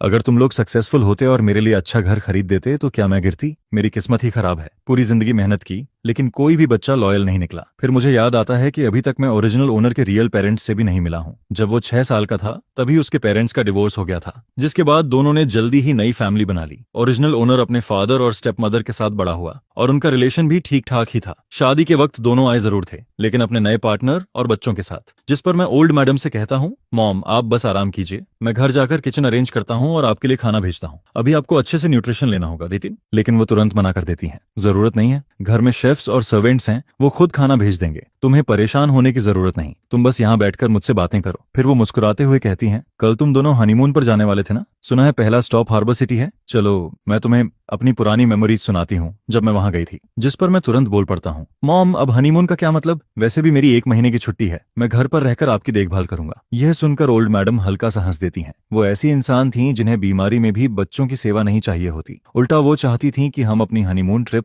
वैसे ही कंटिन्यू करें जैसा पहले प्लान हुआ था। फिर वो थोड़ा सख्त होकर कहती हैं, ऐसा बिल्कुल नहीं होगा, बड़ी मुश्किल से शादी के बाद 1 महीने की छुट्टी मिली है, अब कैसे कह सकते हो कि नहीं जाओगे? मुझे बस फ्रैक्चर हुआ है, कोई बड़ी बीमारी नहीं। यहाँ सर्वेंट्स हैं मेरी देखभाल के लिए, तुम लोगों को यहाँ रुकने की जरूरत नहीं है। जिस पर मैं तुरंत बोलता हूँ, कोई बात नहीं मॉम, अभी मेरी विंटर वेकेशन और समर वेकेशन बाकी है, फैमिली से ज्यादा जरूरी भला और क्या हो सकता है। जब आप ठीक हो जाएंगी तब घूमने के मौके फिर मिल जाएंगे, और हनीमून ट्रिप कैंसिल हो जाए तो भी कोई फर्क नहीं पड़ता। असल में मैं खुद भी फुयुनशु के साथ अकेले हनीमून पर जाने को लेकर थोड़ा ऑकवर्ड फील कर रहा था। अब अच्छी बात यह थी कि मेरे पास ना जाने का एक परफेक्ट एक्सक्यूज भी मिल गया था। उधर तभी फुयुनशु हॉस्पिटल पहुंचती है। वो रूम के बाहर ग्लास विंडो से अंदर झांकती है और हमें बातें करते हुए देखती है। पता नहीं मैंने ऐसा क्या कहा था, जिस पर बेड पर लेटी ओल्ड मैडम लगातार हंस रही थी। फिर वो जल्दी से अंदर आती है और कहती है, मॉम मैं आ गई, अब कैसी तबीयत है आपकी? बहुत दर्द हो रहा है क्या? जिस पर ओल्ड मैडम मुस्कुराकर कहती हैं, अरे नहीं, मैं बिल्कुल ठीक हूँ, बस छोटा सा ऑपरेशन हुआ है। जिंदगी में इससे बड़े तूफान देख चुकी हूँ मैं, इतनी सी बात से क्या होगा? यह देखकर मैं चुपचाप बाहर निकल आता हूँ ताकि माँ बेटी आराम से बातें कर सकें। लेकिन जैसे ही मैं बाहर वेटिंग एरिया में बैठता हूँ तभी अचानक एक औरत की तेज आवाज सुनाई देती है। अच्छे भले इंसान को ऐसी चोट कैसे लग गई? तुम लोग काम कैसे करते हो? आंगन का गंदा पानी तक साफ नहीं कर पाए? जिस पर मैं तुरंत आवाज पहचान लेता हूँ, ये सेकंड मैडम थी। उन्हें देखकर मैं थोड़ा हैरान रह जाता हूँ। वो सच में काफी यंग दिख रही थी, मुश्किल से 40 के आसपास, और ऑनेस्टली कहूं तो उन्होंने खुद को बहुत अच्छे से मेंटेन किया हुआ था। फिर वो जल्दी से पूछती हैं, युनशु तुम्हारी माँ कैसी हैं? जिस पर फू युनशु जवाब देती है, मॉम अभी थोड़ी देर पहले ही होश में आई हैं। मैं बाहर डूबते हुए सूरज को देखता हूँ और सोचता हूँ कि इस वक्त तक शायद किसी ने खाना भी नहीं खाया होगा। तभी फू युनशु कहती है, थोड़ी देर में घर से खाना आ जाएगा। जिस पर सेकंड मैडम तुरंत बोलती हैं, चलो पहले मैं उन्हें देख लूं, इस उम्र में गिरना बहुत तकलीफ देता है। उन्हें देखकर मुझे थोड़ा अजीब फील होता है, क्योंकि वो बहुत जेंटल और काइंड लग रही थी, बिल्कुल वैसी नहीं जैसी मैंने इमेजिन किया था। अंदर जाते ही वो ओल्ड मैडम का हाथ पकड़कर कहती हैं, सिस्टर इन लो, आप ऐसे कैसे गिर गई? उस वक्त आपके साथ कोई नहीं था क्या? ओल्ड मैडम उस वक्त फू युनशु से बातें कर रही थी। फिर वो मुस्कुराते हुए कहती हैं, आओ यहाँ बैठो। जिस पर सेकंड मैडम तुरंत पास बैठ जाती हैं और कहती हैं, जैसे ही खबर मिली मैं तुरंत यहाँ चली आई। अच्छी बात यह रही कि घर में रिब सूप बन रहा था और अभी भी गर्म है, मैं आपके लिए लेकर आई हूँ। फिर वो सूप आगे बढ़ाते हुए कहती हैं, लोग कहते हैं ना जो खाओ वही शरीर बनता है। थोड़ा सूप पीजिए और थोड़ा मीट भी खाइए, आपकी बोन्स जल्दी रिकवर होंगी। स्मेल कीजिए, कितना अच्छा लग रहा है। जिस पर ओल्ड मैडम खुश होकर कहती हैं, वाह, सिर्फ स्मेल से ही भूख लगने लगी। उन्हें ऐसे देखकर मुझे लगने लगता है कि शायद दोनों का रिलेशन सच में काफी अच्छा था, वरना सेकंड मैडम इतनी जल्दी सूप लेकर यहाँ नहीं आती। फिर मैं मन ही मन सोचता हूँ, मैंने पहले इनके बारे में जरूरत से ज्यादा गलत सोच लिया था। तभी सेकंड मैडम मेरी तरफ देखकर कहती हैं, वेंचन तुमने अभी तक खाना नहीं खाया ना? जिस पर मैं जवाब देता हूँ, यहाँ मॉम के साथ था इसलिए भूख का ध्यान ही नहीं रहा। फिर ओल्ड मैडम तुरंत बोलती हैं, जल्दी जाकर खाना खाओ, पहले खाना जरूरी है। जिस पर फू युनशु मेरी तरफ देखकर कहती हैं, चलो। इसके बाद हम दोनों हॉस्पिटल से निकलकर एक रेस्टोरेंट पहुंचते हैं। मैं कैजुअली पूछता हूँ, कुछ भी चलेगा, मुझे खाने में ज्यादा चॉइस नहीं है। लेकिन फिर भी मैं थोड़ा हेजिटेंट होकर पूछता हूँ, युनशु तुम श्योर हो कि हमें इसी रेस्टोरेंट में खाना चाहिए। तभी रेस्टोरेंट का मालिक मुस्कुराते हुए हमारे पास आता है और कहता है, यंग मिस, यंग मास्टर, आप लोग क्या खाना पसंद करेंगे? जिस पर फू युनशु कहती है, अंकल लिन, आप अपने स्पेशल डिशेस बना दीजिए और एक पॉट टी भी ले आइए। मैं क्यूरियस होकर पूछता हूँ, वैसे ये रेस्टोरेंट किसका है? जिस पर वो जवाब देती है, जो अभी आए थे वही यहाँ के शेफ भी हैं और ऑनर भी। वो मेरे ग्रैंडफादर के डिसिप्लिन हैं। पहले एक हाई क्लास होटल में हेड शेफ थे, बाद में कुछ हुआ जिसके बाद उन्होंने खुद का रेस्टोरेंट खोल लिया और इस रेस्टोरेंट में हाफ इन्वेस्टमेंट मेरे ग्रैंडफादर की है। यह सुनकर मैं थोड़ा शॉक्ड हो जाता हूँ। ग्रैंडफादर पहले शेफ थे? मुझे तुरंत महसूस होता है कि इस कहानी के पीछे जरूर कोई हिडन स्टोरी है, क्योंकि बाहर से सिंपल दिखने वाला ये रेस्टोरेंट अंदर से काफी लग्जरी था और यहाँ की प्राइसेस भी बिल्कुल चीप नहीं थी। जिस पर फू युनशु धीरे से कहती है, हाँ, ग्रैंडफादर कुकिंग स्किल की वजह से ही ऊपर तक पहुंचे थे, लेकिन वो सब पुरानी बातें हैं, उन्हें याद न करना ही बेहतर है। उसके चेहरे का एक्सप्रेशन देखकर साफ लग रहा था कि इसमें कोई पेनफुल मेमोरी जुड़ी हुई है, इसीलिए मैं भी टॉपिक बदल देता हूँ। तभी खाना आ जाता है और अंकल लिन मुस्कुराकर कहते हैं, आराम से खाना खाइए। जिस पर मैं बोलता हूँ, थैंक यू अंकल लिन। फिर फू युनशु मुझे खाना टेस्ट करने के लिए कहती है, ट्राई करो, टेस्ट बहुत अच्छा है। यहाँ की सारी वेजिटेबल्स और मीट सबसे फ्रेश होते हैं, सब कुछ अपने फार्म से आता है, बिना पेस्टिसाइड और केमिकल फर्टिलाइजर के। अगर आगे कभी बाहर का खाना डर्टी लगे तो यहाँ आ जाना। इसके बाद घर लौटते वक्त मैं काफी देर तक सोचता रहता हूँ, फिर आखिरकार बोलता हूँ, कल हार्बर सिटी जाने का प्लान कैंसिल कर देते हैं। मॉम हॉस्पिटल में हैं और ऐसे में घूमने जाना सही नहीं लगेगा। जिस पर वो बिना ज्यादा रिएक्शन दिए बस कहती है, अगर नहीं जाना चाहते तो ठीक है। जब हम फिर हॉस्पिटल पहुंचते हैं तब तक ओल्ड मैडम सो चुकी थीं। बटर बताता है कि वो काफी देर तक सेकंड मैडम से बातें करती रही थीं, इसलिए जल्दी थक गईं। फिर बटर कहता है, आप दोनों अब घर जाइए, चिंता मत कीजिए। डीन ने स्पेशली 2 प्रोफेशनल केयर टेकर्स भेजे हैं जो शिफ्ट में ओल्ड मैडम का ध्यान रखेंगे। जिस पर फू युनशु मेरी तरफ देखकर कहती है, वांग यू, और बाकी लोग मुझे बाहर चलने के लिए बुला रहे हैं, तुम चलोगे? मैं सिर हिलाकर कहता हूँ, नहीं, मुझे अल्कोहल पीना नहीं आता, मैं घर जाकर रेस्ट करूंगा। जिस पर वो कहती है, ठीक है, मैं अंकल लियू को तुम्हें लेने भेज देती हूँ। फिर कुछ देर बाद वो फोन पर कहती है, ठीक है अंकल लियू, मुझे पता है आप पास ही हैं। इसके बाद वो मेरी तरफ मुड़कर कहती है, थोड़ी देर में वो आ जाएंगे। मैं हल्का सा मुस्कुराकर कहता हूँ, तुम भी कम ड्रिंक करना और ड्रिंक करने के बाद ड्राइव मत करना। रात की हल्की ठंडी हवा धीरे धीरे बह रही थी। उस वक्त मुझे अचानक ग्रैंडफादर की कही हुई बात याद आती है, जब कोई तुम्हारी चिंता करता है तभी असली हैप्पीनेस फील होती है, और शायद पहली बार मुझे भी उस हैप्पीनेस का थोड़ा एहसास होने लगता है। उधर फू युनशु की लैश एज हल्के से कांपती हैं। फिर वो धीरे से जवाब देती है, समझ गई। कुछ देर बाद अंकल लियू आ जाते हैं। वो तब तक वहीं खड़ी रहती है जब तक मैं कार में बैठ नहीं जाता। उसके बाद ही वो खुद ड्राइव करके वहां से निकलती है। उधर बार में पहुंचते ही बाकी लोग उसे देखकर तुरंत वार्म वाटर लेकर आते हैं। आओ आओ, आखिर मैडम आ ही गई, हम लोग कब से तुम्हारा इंतजार कर रहे थे। बिजी पर्सन को पकड़ना कितना मुश्किल है पता है। जिस पर दूसरा इंसान हंसते हुए कहता है, आज तो तुम्हें कुछ ड्रिंक्स पीनी ही पड़ेंगी। लेकिन फू युनशु तुरंत बोलती है, मेरे हस्बैंड ने कहा है कम ड्रिंक करना। यह सुनते ही बाकी सब लोग जोर से हंस पड़ते हैं। क्या बात है, अब शादी के दूसरे दिन से ही हस्बैंड की बातें मानने लगी। फिर कोई मजाक उड़ाते हुए कहता है, अगर अल्कोहल इतनी बुरी लगती है तो आगे से बार मत आया करो, सीधे डेजर्ट शॉप जाया करो और घर जाकर हस्बैंड के साथ वाइन पीना। यह सुनकर सब लोग फिर हंसने लगते हैं। लेकिन अगले ही दिन सुबह मुझे जियांग हाओ का अचानक फोन आता है, टीचर वेन, तुमने छुट्टी क्यों ली? एक पूरा महीना हनीमून के लिए लीव ले ली। मैं कैजुअली जवाब देता हूँ, जाना है या नहीं ये जरूरी नहीं कि मैं सबको बताऊं। लेकिन मेरी बात सुनते ही वो तुरंत भड़क जाता है, सेमेस्टर अभी शुरू ही हुआ है और तुमने लीव ले ली। डिपार्टमेंट हेड ने मेरी और एक दूसरे टीचर की क्लासेस तुम्हारे ऊपर डाल दी हैं। तुम्हें पता भी है तुमने हम पर कितना बर्डन डाल दिया। जिस पर मैं थोड़ा ऑकवर्ड होकर कहता हूँ, मैंने इस बारे में ऑनेस्टली नहीं सोचा था। वैसे भी छुट्टी तो हर कोई लेता है और ये अरेंजमेंट स्कूल मैनेजमेंट ने किया है, मैंने नहीं। लेकिन वो गुस्से में बोलता रहता है, मुझे लगता है तुमने जानबूझकर ऐसा किया है। क्या इसलिए क्योंकि मेरी वाइफ डिलीवरी के करीब है और मैं लीव लेने वाला था? तुम्हें डर था कि तुम्हें मेरी क्लासेस लेनी पड़ेंगी, इसलिए पहले ही छुट्टी लेकर सारी क्लासेस मेरे सिर पर डाल दी। यह सुनकर मैं अंदर ही अंदर इरिटेट हो जाता हूँ। क्या मैं बैकडोर एंट्री लेकर आया हूँ और ऊपर से जानबूझकर क्लासेस भी उस पर डाल रहा हूँ? बिना सच जाने वो इतनी नेगेटिविटी के साथ मेरे बारे में सोच रहा था। सच में पता नहीं कैसे इंसान है ये। तभी अचानक एक आवाज आती है, सन क्या कर रहे हो? जिस पर मैं फोन नीचे रखकर जवाब देता हूँ, मॉम, आज सुबह जियांग हाओ ने अचानक कॉल किया था। उसने ना सिर्फ ये कहा कि तुम बैकडोर रिलेशन से अंदर आए हो, बल्कि ये भी बोल दिया कि तुमने अपनी सारी क्लासेस उस पर डाल दी। वो खुद को समझता क्या है? आखिर वो तुमसे ऐसे कैसे बात कर सकता है? जिस पर मॉम काफी गुस्से में बोलती रहती हैं, अगर कोई प्रॉब्लम थी तो आराम से बात करके सॉल्व नहीं कर सकता था क्या? कुछ क्लासेस ही तो हैं, उन्हें एडजस्ट किया जा सकता है। तुम रुको, अभी मैं तुम्हारे लिए बात करती हूँ।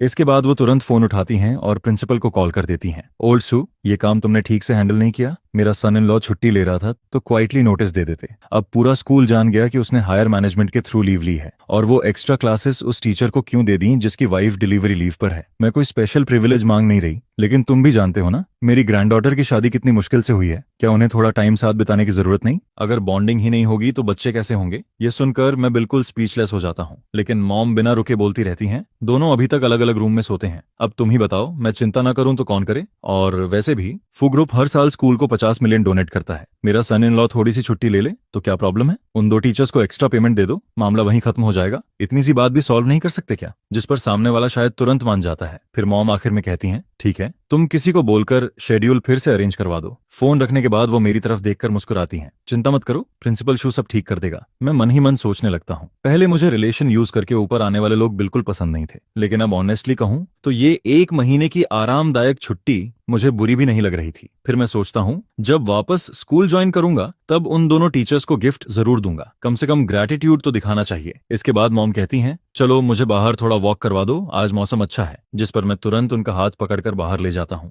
आज आसमान में बादल थे, धूप भी नहीं थी, इसलिए वेदर काफी कंफर्टेबल लग रहा था। फू फैमिली की ओल्ड विला एक शांत इलाके में थी, लेकिन अच्छी बात यह थी कि वहां से हॉस्पिटल और स्कूल दोनों ज्यादा दूर नहीं थे। मैं धीरे धीरे ओल्ड मैडम को सपोर्ट करते हुए शांत रास्ते पर चलाता हूँ। तभी वो अचानक बोलती हैं, चैन, मुझे पता है तुम दोनों अलग अलग रूम में सोते हो, तुम्हें बताने की जरूरत नहीं, मैं समझ गई हूँ, ये जरूर युनशु का आइडिया होगा। फिर वो थोड़ा नाराज होकर कहती हैं, इन दिनों वो बहुत बिजी थी और मैं अभी हॉस्पिटल से वापस आई हूँ, लेकिन आज रात जब वो आएगी ना तो मैं उसे जरूर डांटूंगी। नई नई शादी के बाद कौन अलग रूम में सोता है? यह सुनकर मैं तुरंत पैनिक हो जाता हूँ, क्योंकि अलग सोने का आइडिया तो ओरिजिनल ओनर का था। अगर सारी ब्लेम फू युनशु पर चली गई और उसने सच बता दिया तो मेरी पोल खुल जाएगी। लेकिन मेरी चुप्पी देखकर ओल्ड मैडम उल्टा इमोशनल हो जाती हैं। तुम्हारा नेचर सच में बहुत अच्छा है, हर बात में कॉम्प्रोमाइज कर लेते हो और शिकायत भी नहीं करते। आज रात मैं उसे बोलूंगी कि वो तुमसे प्रॉपरली अपोलोजाइज करे। जिस पर मैं जल्दी से कहता हूँ, मॉम, इसकी जरूरत नहीं है, शादी से पहले हम बस एक बार मिले थे, नेचुरली हमें एक दूसरे को समझने में टाइम लगेगा और उसका काम भी बहुत बिजी है, धीरे धीरे सब ठीक हो जाएगा, आपको टेंशन लेने की जरूरत नहीं। और वैसे भी युनशु ने मेरे साथ कुछ गलत नहीं किया। लेकिन ओल्ड मैडम गहरी सांस लेते हुए कहती हैं, तुम लोगों को जल्दी नहीं है, लेकिन मुझे है। देखो, हमारी उम्र हो चुकी है, अब बस यही इच्छा है कि बच्चे और ग्रैंड चिल्ड्रेन हमारे आसपास हों। तुम्हारे फादर भी अगर ग्रैंड चिल्ड गोद में उठा लें तो शायद हर वक्त ट्रैवल करने की जिद छोड़ दें। फिर वो धीरे से बोलती हैं, असल में हम बूढ़े हो गए हैं, नहीं तो हम तुम्हें इतना फोर्स नहीं करते। पहले हमें लगता था कि बच्चे खुश रहें, वही काफी है, लेकिन उम्र बढ़ने के साथ कुछ अधूरे रिग्रेट्स दिल में रह जाते हैं। जिस पर वो हल्की आवाज में कहती हैं, हमारे घर में कोई थ्रोन तो नहीं है इनहेरिट करने के लिए, लेकिन प्रॉपर्टी बहुत ज्यादा है, आखिर उसे बाहर वालों के हाथ में कैसे जाने दें? यह सुनकर मुझे महसूस होता है कि उनकी बात बिल्कुल गलत भी नहीं थी। फू फैमिली सच में एक टॉप वेल्थी फैमिली थी और इतनी बड़ी प्रॉपर्टी नेचुरली इनहेरिटेंस इश्यू बन सकती थी। ओल्ड मैडम और ओल्ड मास्टर के पास सिर्फ फू युनशु ही थी, इसलिए उनका चिंतित होना भी नॉर्मल था। लेकिन आयरनी ये थी कि ओरिजिनल स्टोरी में आखिरकार सारी प्रॉपर्टी सेकंड ब्रांच के हाथ में चली जाती है। फिर ओल्ड मैडम मेरा हाथ पकड़कर कहती हैं, चेन, मुझे पता है तुम मेरी बात समझ रहे हो, मैं तुम्हें अभी डिसीजन लेने के लिए फोर्स नहीं कर रही, मैं बस चाहती हूँ कि तुम इस मैरिज को सीरियसली लो। शादी कोई ऐसी चीज नहीं कि मुश्किल आते ही डिवोर्स कर लो। हस्बैंड वाइफ को एक दूसरे के साथ एडजस्ट होने में टाइम लगता है। फिर वो थोड़ा सीरियस होकर कहती हैं, और एक बात साफ कहूंगी, इस फैमिली को हीयर्स चाहिए। तुम्हें पता है ना इस प्रॉपर्टी पर कितनी नजरें लगी हुई हैं। मैंने और उसके फादर ने ये सब जीरो से शुरू किया था, यहाँ तक पहुंचना आसान नहीं था। इसके बाद वो फू युनशु के चाइल्डहुड के बारे में बताने लगती हैं। जब वो छोटी थी तब उसे अपने ग्रैंडफादर के साथ कुकिंग करना बहुत पसंद था। प्राइमरी स्कूल में उसका सपना शेफ बनने का था, लेकिन उसके फादर ने उसे काफी डांटा। उसके बाद जानबूझकर उसे बिजनेस नॉलेज सिखाई गई ताकि वो फ्यूचर में इस फैमिली की रिस्पॉन्सिबिलिटी संभाल सके। फिर वो धीरे से कहती हैं, मुझे अपनी बेटी पर बहुत दया आती है, लेकिन ये रिस्पॉन्सिबिलिटी है जिसे उसे उठाना ही पड़ेगा। मैं चुपचाप बैठकर उनकी सारी बातें सुनता रहता हूँ। मेरे दिल में अजीब सी फीलिंग उठने लगती है। अब मुझे समझ आने लगता है कि जब उस दिन मैंने ग्रैंडफादर का जिक्र किया था तब फू युनशु का एक्सप्रेशन अचानक क्यों बदल गया था। शायद उसके चाइल्डहुड की सारी प्रेशर और मेमोरीज उसी से जुड़ी हुई थीं, और शायद इसी वजह से वो बच्चे भी नहीं चाहती थी। जिस पर मैं धीरे से जवाब देता हूँ, मॉम, आपकी सारी बातें मैं समझता हूँ, लेकिन हमारी शादी को अभी ज्यादा वक्त नहीं हुआ, हमें थोड़ा समय चाहिए एक दूसरे के साथ एडजस्ट होने के लिए। और बच्चे की बात, वो सिर्फ चाहने से तुरंत नहीं हो जाता। हम दोनों अभी मेंटली तैयार नहीं है। लेकिन ओल्ड मैडम तुरंत बोलती हैं, मैंने तुम दोनों की प्रिमारियल हेल्थ रिपोर्ट देखी है, दोनों बिल्कुल हेल्दी हो, और लड़का लड़की अगर लंबे समय तक साथ रहें तो फीलिंग्स अपने आप डेवलप हो जाती हैं, इसलिए जल्दी बच्चा होना ही सबसे अच्छा है। उनका सीरियस एक्सप्रेशन देखकर मैं पूरी तरह निरुत्तर हो जाता हूँ। उस रात आखिरकार फू युनशु को वापस बुला लिया जाता है, जिस पर ओल्ड मैडम सख्त आवाज में कहती हैं, तुम दोनों अपने रूम में जाओ और थोड़ा रिलेशनशिप इंप्रूव करो, चाहे सिर्फ बैठकर बातें ही क्यों ना करो। फू युनशु शायद उन्हें नाराज नहीं करना चाहती थी, इसलिए वो क्वाइटली उठती है और मुझे साथ आने का इशारा करती है। मैं रूम में जाकर कैजुअली सोफा पर बैठ जाता हूँ और फोन चलाते हुए शाम की सारी बातें सोचने लगता हूँ। डिनर के वक्त ओल्ड मैडम ने फू युनशु को काफी डांटा था। उन्होंने कहा था कि वेडिंग नाइट पर उसे मुझे अकेला नहीं छोड़ना चाहिए था, लेकिन पूरी बात सुनने के दौरान फू युनशु ना तो कुछ डिनाई करती है और ना ही कोई एक्सप्रेशन दिखाती है। वो बस चुपचाप सब सुनती रहती है, जिस पर मैं मन ही मन सोचता हूँ शायद वो इस बात को सीरियसली नहीं ले रही। तभी अचानक वो मेरी तरफ देखकर पूछती है, आज मॉम ने तुमसे काफी बातें की ना? मैं कैजुअली जवाब देता हूँ, मैं उन्हें वॉक पर ले गया था, उन्होंने बहुत सारी बातें बताई। बच्चों वाली बात मैं जानबूझकर मेंशन नहीं करता, लेकिन तभी वो सीधा पूछती है, क्या तुमने मॉम से कहा कि मैं तुम्हें इग्नोर करती हूँ? जिस पर मैं तुरंत बोलता हूँ, नहीं, वो तो उन्होंने खुद कहा था। फिर वो मेरी आंखों में देखते हुए पूछती है, लेकिन तुमने उन्हें एक्सप्लेन भी नहीं किया, सही कह रही हो ना? इसके बाद कमरे में कुछ सेकंड के लिए साइलेंस छा जाता है। फिर वो धीरे से पूछती है, तो अब तुम्हारा क्या प्लान है? वापस अलग अलग रूम्स में सोना है या फिर हस्बैंड वाइफ की रिस्पॉन्सिबिलिटीज निभानी शुरू करें? ऐसा भी नहीं है कि ये नहीं हो सकता। पिछले जन्म में मैंने कभी किसी से प्यार तक नहीं किया था और ना ही कभी उस तरह की कोई चीज एक्सपीरियंस की थी। फो तो इतनी खूबसूरत और दिल हिला देने वाली है, फिर मैं क्यों मना करूं? बच्चे तो अभी जरूरी नहीं है, लेकिन हस्बैंड वाइफ वाली लाइफ तो हो सकती है। तब हम लोग प्रिकॉशंस यूज कर लेंगे, है ना? लगता है दादी ने इनहेरिटेंस वाली बात भी तुमसे कर ली है। क्या तुम फ्यूचर में होने वाले बच्चे की पोजीशन मजबूत करना चाहते हो? मेरा वो मतलब नहीं है, मैं बस हस्बैंड वाइफ की रिस्पॉन्सिबिलिटी निभाने की बात कर रहा था। रहने दो, रहने दो, आज मैं सोफा पर सो जाता हूँ। वापस आने के बाद भी एक ही रूम में रहने की जरूरत नहीं है। मैंने पहले ही मॉम से कह दिया था कि इस चीज की कोई जल्दी नहीं है। आखिर मैंने उस वक्त हाँ क्यों बोल दिया? अब तो मेरी असली रंगीन सोच सामने आ गई। इन 2 सालों में मेरा बच्चा पैदा करने का कोई प्लान नहीं है, और वैसे भी पहले मेरा अलग रूम में सोने का कोई इरादा नहीं था। ये सजेशन तो तुम्हारा था, मैं तुम्हारी राय की रिस्पेक्ट करती हूँ। अगर तुम सिर्फ मॉम की बात मानकर मेरे साथ कोऑपरेट कर रहे हो तो उसकी बिल्कुल जरूरत नहीं है। मुझे किसी को फोर्स करके हस्बैंड वाइफ की ड्यूटी निभाना पसंद नहीं है, और जहां तक हमारी शादी का सवाल है, तुम्हें उसकी भी चिंता करने की जरूरत नहीं है। फो और ऑन फैमिली की ये शादी बिजनेस बेनिफिट से जुड़ी हुई है। उसकी बातें सुनकर मेरा दिमाग थोड़ा सुन्न पड़ जाता है। मैं तो यहाँ दूसरी दुनिया में सिर्फ लाइफ एंजॉय करने आया था। मैं बस आज के लिए जीना चाहता हूँ। ये कोई दादी का प्रेशर नहीं है। मैं तो बस मॉम से नॉर्मली बात कर रहा था। उनकी बातें सुनकर लगा कि वो गलत भी नहीं कह रही हैं। अगर तुम फिर भी ऐसा ही सोचती हो तो मैं क्या ही कह सकता हूँ। और वैसे भी हस्बैंड वाइफ वाली रिस्पॉन्सिबिलिटी हर बार अवॉइड नहीं की जा सकती। जब तक डिवोर्स ना हो, क्या हम हमेशा बिना फिजिकल रिलेशनशिप वाली मैरिज में ही रहेंगे? ये आदमी सच बोल रहा है या बस मुझे खुश करने के लिए बोल रहा है? तभी मैं देखता हूँ कि वो मुझे लगातार बिना पलक झपकाए घूरे जा रही है, जिस पर मैं फैसला करके उसे सीधे अपनी बाहों में खींच लेता हूँ और फिर गोद में उठाकर बेड की तरफ ले जाता हूँ। इसके बाद मैं उसे धीरे से बेड पर रख देता हूँ। तभी मुझे फील होता है कि उसका पूरा बॉडी स्टिफ हो चुका है। टेंशन मत लो, आज कुछ भी प्रिपेयर नहीं है। मैं तुम्हें टच नहीं करूंगा, हम बस फ्रेश होकर सो जाते हैं। अगली सुबह जब मेरी आंख खुलती है तब तक मेरे बगल में कोई नहीं होता। फ्रेश होकर नीचे जाने के बाद वो पूछती है, अब ठीक फील कर रहे हो? इधर आकर बैठो। कल रात अच्छी नींद आई थी? जिस पर मैं कहता हूँ, हाँ बहुत अच्छी। आज सैटरडे है और तुम दोनों को काम पर भी नहीं जाना, कहीं घूमने चले जाओ। हमारे फैमिली का एक रिसोर्ट एरिया है, वहाँ का व्यू काफी सुंदर है। वान तो तुम्हें वहाँ घुमाने ले जाए तो कैसा रहेगा? मॉम डैड की उम्र अब काफी हो चुकी है, इसलिए कुछ बातें अगर मैं मान सकता हूँ तो मना नहीं करूंगा। बस वो खुश रहें, उसके लिए मैं कुछ भी करने को तैयार हूँ। मुझे लगा था कि जो चीज वो नहीं करना चाहती उसके लिए कोई भी उसे फोर्स नहीं कर सकता, लेकिन फो वानथुर बहुत ही ओबीडियंट डॉटर निकली। माँ बेटी का ऐसा रिश्ता देखकर मुझे काफी अच्छा लगता है। मैं कार की विंडो से बाहर सड़क को देखते हुए पुरानी यादों में खो जाता हूँ। इस दुनिया में आने के बाद दूर रहने वाले पेरेंट्स ने सिर्फ हमारी शादी के दूसरे दिन मुझे एक मैसेज भेजा था। उन्होंने कहा था, इतनी दूर आने की जरूरत नहीं है, नई बहू को वापस घर मत लाना। उसके बाद उन्होंने ज्यादा कांटेक्ट भी नहीं किया। सच कहूं तो मेरे अंदर हमेशा फैमिली अफेक्शन की कमी रही है, लेकिन ओरिजिनल बॉडी वाले पेरेंट्स का तो पहले ही डिवोर्स हो चुका था। ओरिजिनल ओनर बचपन से ही काफी इंडिपेंडेंट लाइफ जी रहा था। उस दिन जब मेरे पास कोई काम नहीं था, तब मैंने शादी के बाद पेरेंट्स द्वारा दिए गए एसेट्स का हिसाब लगाया। अगर सबको कैश में बदलें तो करीब 100 मिलियन से ज्यादा की प्रॉपर्टी निकलती है। कैश के अलावा उसमें बहुत सारी रियल एस्टेट और कंपनी शेयर्स भी शामिल हैं। मतलब अगर मैं फो फैमिली पर डिपेंड ना भी करूं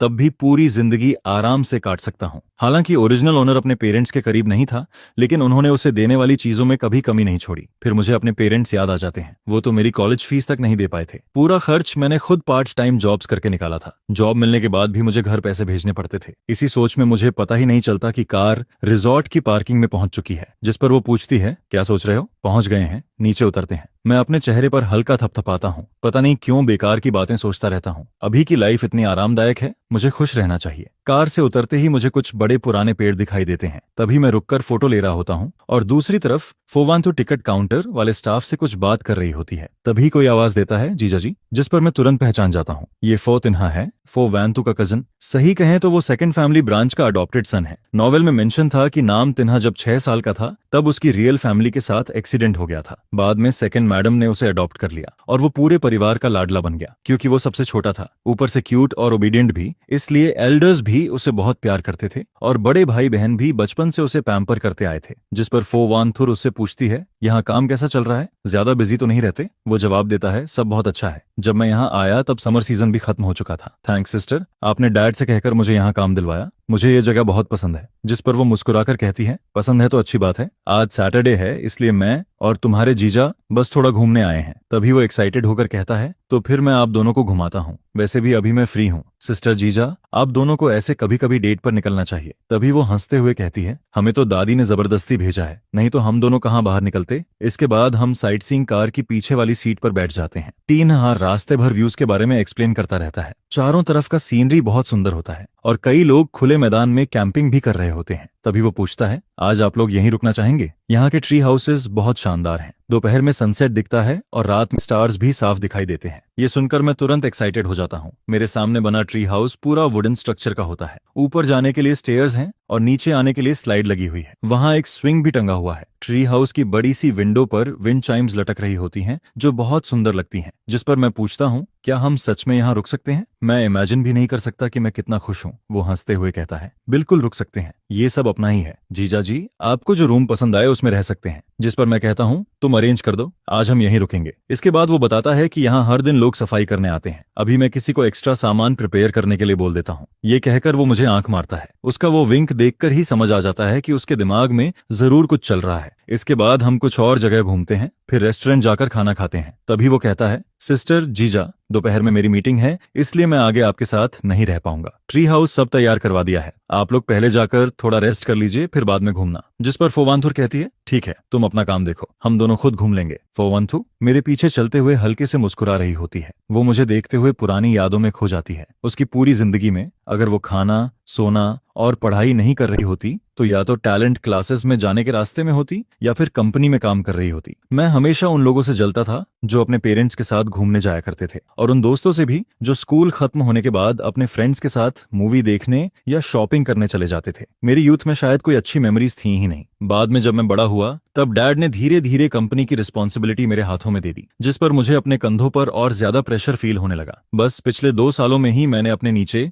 2 कैपेबल असिस्टेंट्स तैयार किए, जिसके बाद कभी कभी खुद के लिए थोड़ा टाइम निकाल पाता हूँ और फैमिली के साथ ऐसे बाहर घूमने आ पाता हूँ। ये पहली बार है। तभी फोवांथुर आवाज लगाती है, जल्दी इधर आओ, डोर खोलो ना, अंदर जाकर देखना है, जल्दी करो। वांथुर तो निकलने से पहले ही की दे चुकी थी। पता नहीं ये वुमन पीछे क्या कर रही है, लेकिन सच कहूँ जब ये हंसती है ना तब बहुत खूबसूरत लगती है। जिस पर मैं कहता हूँ, जल्दी डोर खोलो। डोर खुलते ही सामने एक बड़ा सा सॉफ्ट बेड दिखाई देता है। मैं आगे बढ़कर देखता हूँ, वहाँ बेड पर 2 साफ पैजामे रखे होते हैं और उनके बगल में एक छोटा सा बॉक्स भी रखा होता है। ये जरूर उस शैतान फो तिन्हा की हरकत होगी। तभी समझ आता है कि वो बार बार मुझे आंख क्यों मार रहा था। असली मतलब तो ये था। सच में काफी थॉटफुल निकला वो। फोवांथुर की नजर भी उस बॉक्स पर पड़ जाती है। ऊपर से वो काम दिखने की कोशिश करती है, लेकिन उसके हल्के लाल हुए चीक्स सब रिवील कर देते हैं। फिर वो कहती है, तुम पहले शॉवर ले लो, वैसे भी तुम रेस्ट करना चाहते थे ना। खाना खाने के बाद मुझे थोड़ी नींद आ रही है। ऊपर से सुबह भी जल्दी उठ गई थी, अब तो आंखें बंद होने लगी हैं। जिस पर मैं पैजामे लेकर बाथरूम में चला जाता हूँ। नहाकर बाहर आता हूँ तो देखता हूँ कि फोवांथुर सोफा पर बैठकर बुक पढ़ रही होती है। मैं पूछता हूँ, क्या तुम रेस्ट नहीं करोगी?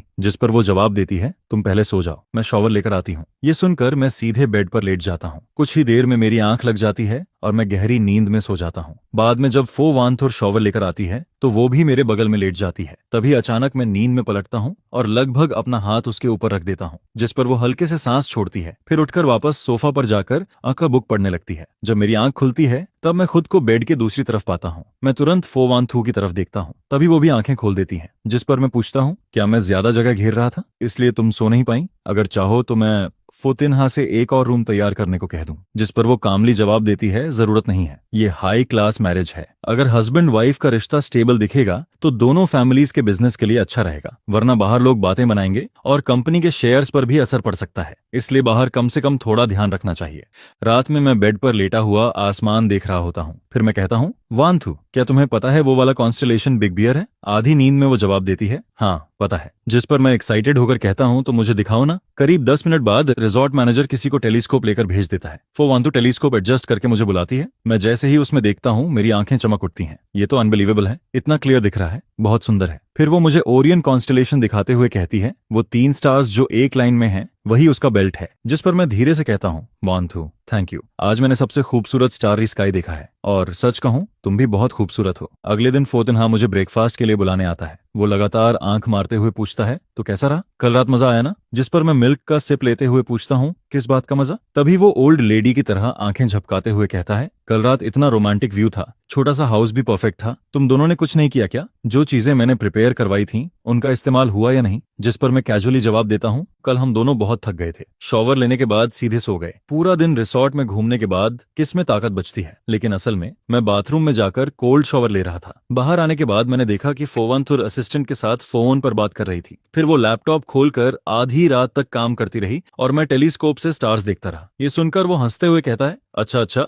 मैं तो बस तुम दोनों का रिलेशनशिप और वार्म करने की कोशिश कर रहा था, लेकिन मेरे लिए पिछली रात सच में अनफॉरगेटेबल मेमोरी बन गई। रिसॉर्ट से वापस आने के बाद फोवानथु मुझसे कहती है, मॉम को उनकी कुछ ओल्ड फ्रेंड्स घूमने ले गई हैं, इसलिए अगले कुछ दिनों तक ओल्ड मैंशन जाने की जरूरत नहीं है। सच में ओल्ड मैडम भी कम नहीं है, हाथ टूटने के बाद भी उनका घूमने का मन नहीं रुकता। मैं 2 दिन घर में पड़ा रहा और अब बोरियत होने लगी। बुक्स पढ़ने और लेसन प्लान्स देखने के अलावा कुछ करने को नहीं था। ओरिजिनल ओनर शायद हमेशा वर्कआउट मेंटेन करता था, लेकिन मुझे तो टेनिस खेलना ज्यादा पसंद है, क्यों मैं ना किसी को साथ खेलने के लिए बुलाऊं? तभी अचानक फोन बजता है। दूसरी तरफ से आवाज आती है, भाई बचाओ, क्या हुआ? बच्चा स्कूल चला गया है, मैं बोर्डम से मर रहा हूँ, अगर और घर में बंद रहा तो सच में फंगस लग जाएगी। उस दिन तुम्हारी घूमने वाली फोटोज देखी थी, जेलसी से पागल हो गया था, लेकिन वीकेंड में बच्चा घर पर था इसलिए कहीं जा नहीं पाया। ये सुनकर मैं हंस देता हूँ। इसका मेंटल स्टेट देखकर लगता ही नहीं कि कोई बड़ी प्रॉब्लम हुई है। सच में जैसे नींद में पड़े इंसान को पिलो मिल जाए। फिर मैं पूछता हूँ, टेनिस खेलने चलेगा? जिस पर वो तुरंत एक्साइटेड होकर कहता है, बिल्कुल, मेरे घर पर प्राइवेट टेनिस कोर्ट है, वहां आराम से खेलेंगे, कोई डिस्टर्ब भी नहीं करेगा, जैसे चाहो वैसे खेलना।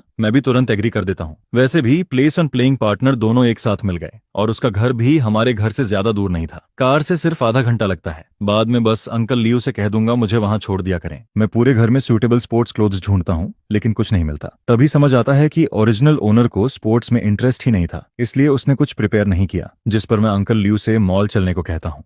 वहां जाकर मैं 2 कंफर्टेबल टेनिस आउटफिट्स खरीदता हूँ और फिर उसके घर पहुंचता हूँ। शुरुआत में हम दोनों आराम से खेल रहे होते हैं, तभी वो हंसते हुए कहता है, अभी तो सिर्फ वार्म अप चल रहा है, अब इस मूव को रोक कर दिखाओ, आज खेलकर बहुत मजा आ रहा है। आपात कब बात आ रही है? वैसे तुमने टेनिस किससे सीखी? कोई प्राइवेट कोच था क्या? जिस पर मैं दिमाग में पुरानी मेमोरीज सर्च करता हूँ। ओरिजिनल ओनर कॉलेज में टेनिस क्लब ज्वाइन कर चुका था। उसने कुछ समय ट्रेनिंग भी ली थी, लेकिन उसे इस गेम में ज्यादा इंटरेस्ट नहीं था। हालांकि उसके फैमिली कंडीशंस अच्छे थे, इसलिए प्राइवेट कोच होना कोई स्ट्रेंज बात नहीं लगती। मैं कैजुअली जवाब देता हूँ, कॉलेज में थोड़ा सीखा था। ये सुनकर वो कहता है, लेकिन तुम काफी अच्छा खेलते हो, तुम्हारे मूव्स भी बहुत प्रोफेशनल लग रहे हैं, बाद में तुम्हें वीडियो दिखाऊंगा। जब तुम टेनिस खेलते हो ना तब बहुत हैंडसम लगते हो। असल में यहाँ आने से पहले उसने मुझे मैसेज किया था, भाई क्या मैं तुम्हारा वीडियो बनाकर ऑनलाइन डाल सकता हूँ? और मैंने बिना सोचे हाँ बोल दिया था। इसीलिए जैसे ही मैं उसके घर में एंटर हुआ, उसने रिकॉर्डिंग शुरू कर दी। कुछ देर बाद हम रेस्ट करते हैं, शॉवर लेते हैं, कपड़े बदलते हैं और फिर सोफा पे बैठकर वो वीडियो देखते हैं। तभी वो एक्साइटेड होकर कहता है, भाई तुम बिल्कुल एनर्जेटिक कॉलेज स्टूडेंट जैसे लग रहे हो। इसके बाद वो मेरी बॉडी की तारीफ करने लगता है, इन लॉन्ग लेग्स को देखो और ये मसल्स भी। जवान होना सच में कितना अच्छा होता है, और रिच होना उससे भी अच्छा। पैसे हो तो जो चाहो खरीद सकते हो, फ्री टाइम में जिम जा सकते हो, स्विमिंग कर सकते हो, यहाँ तक कि प्राइवेट ट्रेनर भी हायर कर सकते हो। ऐसी बॉडी तो बननी ही थी। फिर मैं हंसते हुए कहता हूँ, लेकिन नामलोई तुम भी काफी हैंडसम हो। तभी नामलोई हंसते हुए कहता है, देखो तो सही तुम कितने मैस्कुलिन लग रहे हो। हाँ हाँ हाँ, इधर आओ, तुम्हें भी ये मैस्कुलिनिटी फील करवाता हूँ। उसी समय बगल में रखा रिकॉर्डिंग डिवाइस अभी भी ऑन होता है। और वो हमारी सारी बातें रिकॉर्ड कर रहा होता है। नहम लो के घर खाना खाने के बाद मैं वापस घर लौट आता हूँ। घर आकर मैं दोपहर की नींद लेता हूँ। जब मेरी आंख खुलती है तब फोन के शॉर्ट वीडियो ऐप से नोटिफिकेशन आती है कि मेरे पास 99 से ज्यादा अनरीड मैसेजेस पड़े हैं। मैं ऐप खोलता हूँ तो प्राइवेट मैसेजेस और कमेंट्स इतने ज्यादा होते हैं कि देखना मुश्किल हो जाता है। तभी पता चलता है कि मेरे जाने के बाद नहम लोई ने वीडियो एडिट करके ऑनलाइन अपलोड कर दिया था। उसने मेरा अकाउंट भी टैग किया था। क्या यही होती है मिलियंस फॉलोअर्स वाले इन्फ्लुएंसर की ताकत? क्या मैं सच में फेमस हो गया हूँ? तभी कई लोग मैसेज भेजने लगते हैं, हैंडसम भाई सामने आ जाओ ना, प्लीज डेली लाइफ वीडियोस और अपलोड करो, आंखों को सुकून मिल जाएगा। आपकी बॉडी शेप कमाल की है, थोड़ा जिम टिप्स भी शेयर करो ना। भैया उस टेनिस आउटफिट का लिंक मिलेगा क्या? इतने सारे मैसेजेस देखकर मैं खुद भी घबरा जाता हूँ। कुछ लोग पूछ रहे थे कि क्लोथ्स कौन से ब्रांड के हैं, कुछ बोल रहे थे कि वो अपने बॉयफ्रेंड के लिए भी वही खरीदना चाहते हैं। तभी नहम लोई मुझे मैसेज करता है, भाई वीडियो देखा, तुम फेमस हो गए हो। अभी अकाउंट खोला तो मैं खुद शॉक हो गया, पहली बार इतने सारे इंटरेक्शंस देख रहा हूँ और लोग तुम्हारे क्लॉथ्स तक पूछ रहे हैं उन्हें। फिर वो थोड़ा हेजिटेट करते हुए पूछता है, क्या ये वीडियो तुम्हें परेशान कर रही है? अगर अनकंफर्टेबल लग रहा हो तो मैं डिलीट कर दूं? जिस पर मैं तुरंत जवाब देता हूं, नहीं नहीं, उसकी जरूरत नहीं है। इसके बाद मैं उससे पूछता हूं, अगर मैं फैशन मैचिंग या फिटनेस ब्लॉगर जैसा कंटेंट बनाऊं तो कैसा रहेगा? आजकल शॉर्ट वीडियोस का जमाना है, सच कहूं तो मैं भी इसे ट्राई करना चाहता हूं। जिस पर वो एक्साइटेड होकर कहता है, बिल्कुल कर सकते हो, मैं पहले ही बता रहा हूं, क्या पता हूं, अगर तुम शॉर्ट वीडियोस बनाना शुरू कर दो ना तो थोड़े ही समय में फॉलोअर्स एक्सप्लोड कर जाएंगे। नहम लोई की ये बात सुनकर मुझे भी लगने लगता है कि शायद पॉपुलैरिटी का रास्ता सच में खुल चुका है। उसी समय फो ग्रुप की बॉस फोवांथुर मीटिंग खत्म करके एलिवेटर से बाहर निकलती है। तभी सेक्रेटरी रूम के पास से गुजरते हुए वो कुछ लोगों की बातें सुन लेती है। तुम लोगों ने नहम लोई का नया वीडियो देखा? उसके साथ टेनिस खेलने वाला लड़का इतना हैंडसम है कि कमेंट्स में लोग पागल हो रहे हैं। दूसरी लड़की बोलती है, हाँ देखा, नहम लोई ने उसका पर्सनल अकाउंट भी टैग किया है, लेकिन उसके अकाउंट पर अभी ज्यादा कुछ नहीं है। फिर कोई कहता है, कमेंट्स में लोग पूछ रहे थे कि उसका गर्लफ्रेंड है या नहीं, लेकिन नहम लोई ने रिप्लाई किया कि वो मैरिड है। पता नहीं किस लड़की की किस्मत इतनी अच्छी है। दूसरी तुरंत बोल पड़ती है, उसका टेनिस आउटफिट देखा, लेटेस्ट लग्जरी ब्रांड वाला था और उसकी बॉडी सीरियसली परफेक्ट थी, मुझे तो लगता है उसके एब्स भी होंगे। और मैंने तो किसी को ये भी कहते देखा कि वो किम डे यूनिवर्सिटी का लेक्चरर है। ये सब सुनने के बाद फोवांथु वापस अपने ऑफिस में चली जाती है। फिर वो ऐप खोलती है जिसे वो बहुत कम इस्तेमाल करती थी। उसे याद आता है कि पहले जब वू और नेहम लोई ने अपना अकाउंट बनाया था तब उन्होंने ग्रुप में मैसेज करके सबसे फॉलो करने को कहा था। उस वक्त उसने शायद अपने दूसरे अकाउंट से उन्हें फॉलो किया था, लेकिन उसके बाद कभी ऐप खोला ही नहीं। वीडियो ढूंढना आसान था क्योंकि थंबनेल में साफ मैं और नहम लोई टेनिस खेलते दिखाई दे रहे थे। वीडियो देखते हुए फो वान थू को खुद एहसास नहीं होता कि उसकी नजरें लगातार मुझ पर टिकी हुई हैं। उस रात जब वो घर लौटती है तब मैं सोफा पर बैठा होता हूँ। फिर मैं पूछता हूँ, वान थू, अगर मैं घर पर वीडियोस बनाऊं तो तुम्हें कोई प्रॉब्लम तो नहीं होगी? जिस पर वो पूछती है, अचानक वीडियोस बनाने का मन कैसे हुआ? मैं मुस्कुराकर जवाब देता हूँ, 1 महीने से घर पर हूँ, खाली बैठे बैठे बोर्डम होने लगी थी, इसीलिए सोचा कुछ नया ट्राई करूं। वो शांत आवाज में कहती है, अगर ट्राई करना चाहते हो तो करो, लेकिन पहले से मेंटली तैयार रहना, नेगेटिव कमेंट्स भी आएंगे और खुद पर ज्यादा प्रेशर मत लेना। असल में वो कहना चाहती थी कि हमारे घर में तुम्हें पैसे कमाने की जरूरत नहीं है,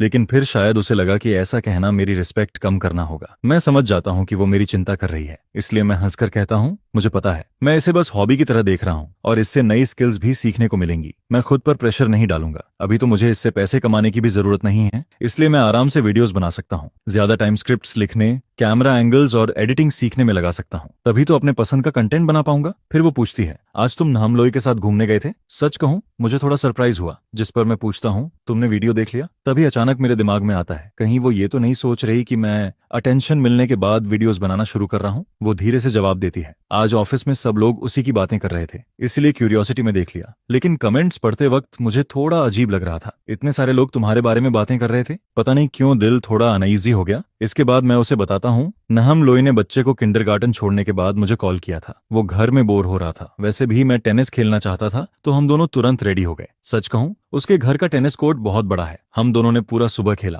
बहुत मजा आया। फिर हम दोनों लिविंग रूम के सोफा पर जाकर बैठ जाते हैं। तभी वांतु पूछती है, तुम्हें टेनिस इतना पसंद है? मैं जवाब देता हूँ, हाँ, कॉलेज के समय से खेल रहा हूँ, खाता हूँ। मास्टर्स के दौरान ज्यादा टाइम नहीं मिला, इसलिए छोड़ दिया था। अब थोड़ा फ्री हूँ तो फिर से शुरू करना चाहता हूँ। फिर मैं उससे पूछता हूँ, वांथु, तुम्हें टेनिस खेलना आता है? सुना है वो भी अच्छा खेलती है, कभी हम दोनों कपल्स साथ में खेल सकते हैं? जिस पर वो हल्का मुस्कुराकर कहती है, हाँ, मुझे थोड़ा बहुत आता है। मैं तुरंत कहता हूँ, अगर नहीं भी आता तो कोई बात नहीं, मैं तुम्हें सिखा दूंगा। इसी दौरान नाम लोई द्वारा अपलोड किया गया वीडियो लगातार वायरल होता जा रहा था। जब लोग मेरे प्रोफाइल पर आते हैं तो उन्हें मेरा पहला अपलोडेड वीडियो भी दिखाई देता है। वीडियो अपलोड होने के सिर्फ 2 घंटे में ही व्यूज 1 लाख पार कर जाते हैं। फॉलोअर्स भी तेजी से बढ़ने लगते हैं, जिस पर मैं एक्साइटेड होकर सोचता हूँ, लगता है मैंने पॉपुलैरिटी का असली कोड पकड़ लिया है। अच्छा हुआ जो मैंने 1-on-1 फिटनेस कोच हायर किया था। पहले ट्रेनिंग सेशन के बाद ही मैंने एक वर्कआउट शेयरिंग वीडियो बना लिया। वीडियो में मैं कुछ आसान एक्सरसाइजेस सिखा रहा होता हूँ। ये वीडियो एक प्रोफेशनल जिम रूम में शूट किया गया था। वीडियो शूट और एडिटिंग सीखने के लिए मैंने कुछ ऑनलाइन कोर्सेज भी ज्वाइन किए और ये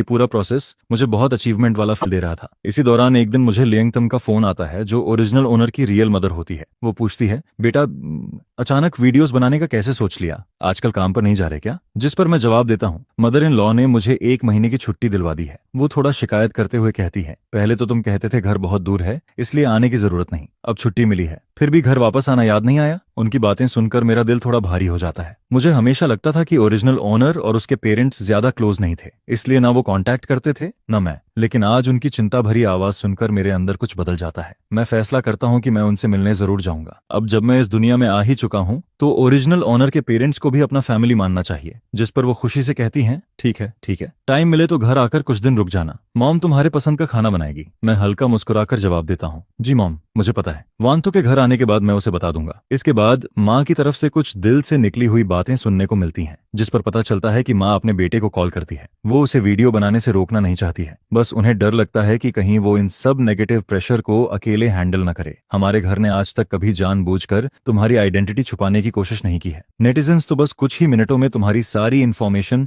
जड़ तक निकाल सकते हैं। जिस पर माँ पूछती है कि क्या तुमने इससे डील करने का कोई तरीका सोच लिया है? जिसके जवाब में वो कहता है कि उसे अच्छे से पता है कि उसे क्या करना है। ओरिजिनल ओनर वैसे भी बड़े लोगों की दुनिया का यंग मास्टर था। उसकी आइडेंटिटी में ऐसा कुछ भी नहीं है जिसे लेकर लोग ज्यादा डींग करें, और ना ही कोई स्कैंडल है। जिस पर वो सोचता है कि आखिर डरने वाली बात ही क्या है, बल्कि उसने तो ओरिजिनल ओनर के ग्रैंड पेरेंट्स तक की इन्फॉर्मेशन भी खास तौर पर चेक की थी। पूरे फैमिली की 3 पीढ़ियां अच्छे कैरेक्टर वाली रही हैं, और अब के टाइम में तो ट्रैफिक ही किंग है। क्या पता इससे कंपनी को थोड़ा फायदा ही मिल जाए, शायद उसे एक्स्ट्रा डिविडेंड भी मिल जाए। इसके बाद उसके पास ओरिजिनल ओनर के रियल फादर का भी कॉल आता है, जिस पर वो कहते हैं, बेटा वही बात फिर से कहूंगा, जो करना है करो, अगर कोई प्रॉब्लम आए तो सीधे मुझे बताना, मैं सब संभाल लूंगा। यह सुनकर उसे पहली बार ऐसा फील होता है कि चाहे कुछ भी हो जाए उसके पीछे खड़े रहने वाला कोई है। ओरिजिनल ओनर सच में प्यार की कमी वाला इंसान नहीं था। फिर उसका दोस्त उसकी तारीफ करते हुए कहता है, नाइस है भाई, वीडियो काफी अच्छा शूट किया है, तो अब कंपनी के प्रोडक्ट्स प्रमोट कब कर रहा है? जिस पर वो हंसते हुए कहता है, अरे दीदी को मेरी क्या जरूरत पड़ेगी, मेरी थोड़ी बहुत पॉपुलैरिटी की तुलना उन बड़े स्टार्स से कैसे होगी? वो लोग बस एक लाइव स्ट्रीम में करोड़ों की सेल्स कर देते हैं, मैं तो बस मजाक में बोल रहा था। दीदी अगर मुझे सपोर्ट करती है तो वो सिर्फ एक लाइन बोलने भर की बात है। जिस पर सामने वाला कहता है कि उसने ये बात पहले ही उसकी सिस्टर को बता दी है और उसकी सारी इन्फॉर्मेशन भी प्रॉपरली सिक्योर रखी जाएगी। यह सुनकर वो चैन की सांस लेते हुए थैंक यू बोल देता है। इसके बाद शिया युनझो उसे डिनर के लिए बुलाता है, जिस पर वो आन जांग से कहता है कि आज रात शिया युनझो ने उसे बाहर खाने पर बुलाया है, इसीलिए वो घर पर खाना नहीं खाएगा। साथ ही वो कहता है कि युनशु को भी बता देना ताकि वो जल्दी घर लौट आए। फिर दोनों हॉटपॉट रेस्टोरेंट में बैठे होते हैं, जिस पर शिया युनझो कहता है, मैंने स्पाइसी हॉटपॉट और टोमेटो हॉटपॉट दोनों ऑर्डर कर दिए हैं, ये दोनों हमारे फेवरेट हैं। इसके बाद वो उसे गौर से देखते हुए पूछता है, सिर्फ 10-15 दिन नहीं मिले और तेरी आंखों के नीचे डार्क सर्कल्स इतने हैवी कैसे हो गए? जिस पर वो थकी हुई आवाज में कहता है, मत पूछ यार, बच्चा रात भर रोता रहता है। मैं, माँ और नैनी तीनों को शिफ्ट बदल बदल कर रात में उसे संभालना पड़ता है। आजकल मेरी स्लीप पूरी तरह खराब हो चुकी है। आज वाइफ फाइनली बिजनेस ट्रिप से वापस आई है, इसलिए उसे घर पर बच्चे के साथ छोड़कर मैं किशोरान मैं तुझे बाहर खाने बुला पाया। यह सुनकर वो पूछता है, क्या हर 2 महीने के बच्चे को ऐसा फेज होता है? जिसके जवाब में शिया युनझो कहता है, नहीं, हर बच्चे को नहीं, शायद कुछ बच्चे हाई डिमांड टाइप के होते हैं, लेकिन सुन, मैं और मेरी वाइफ सेकंड चाइल्ड कभी नहीं करेंगे। फिर वो अचानक टॉपिक बदलते हुए पूछता है, वैसे तू आजकल काम पर नहीं जा रहा तो हनीमून ट्रिप जैसा कुछ प्लान क्यों नहीं करता? जिस पर वो कहता है, युनशु की कंपनी में बहुत काम है और मुझे भी लगता है कि अभी कहीं जाना सही नहीं होगा, साथ में रहते हुए थोड़ा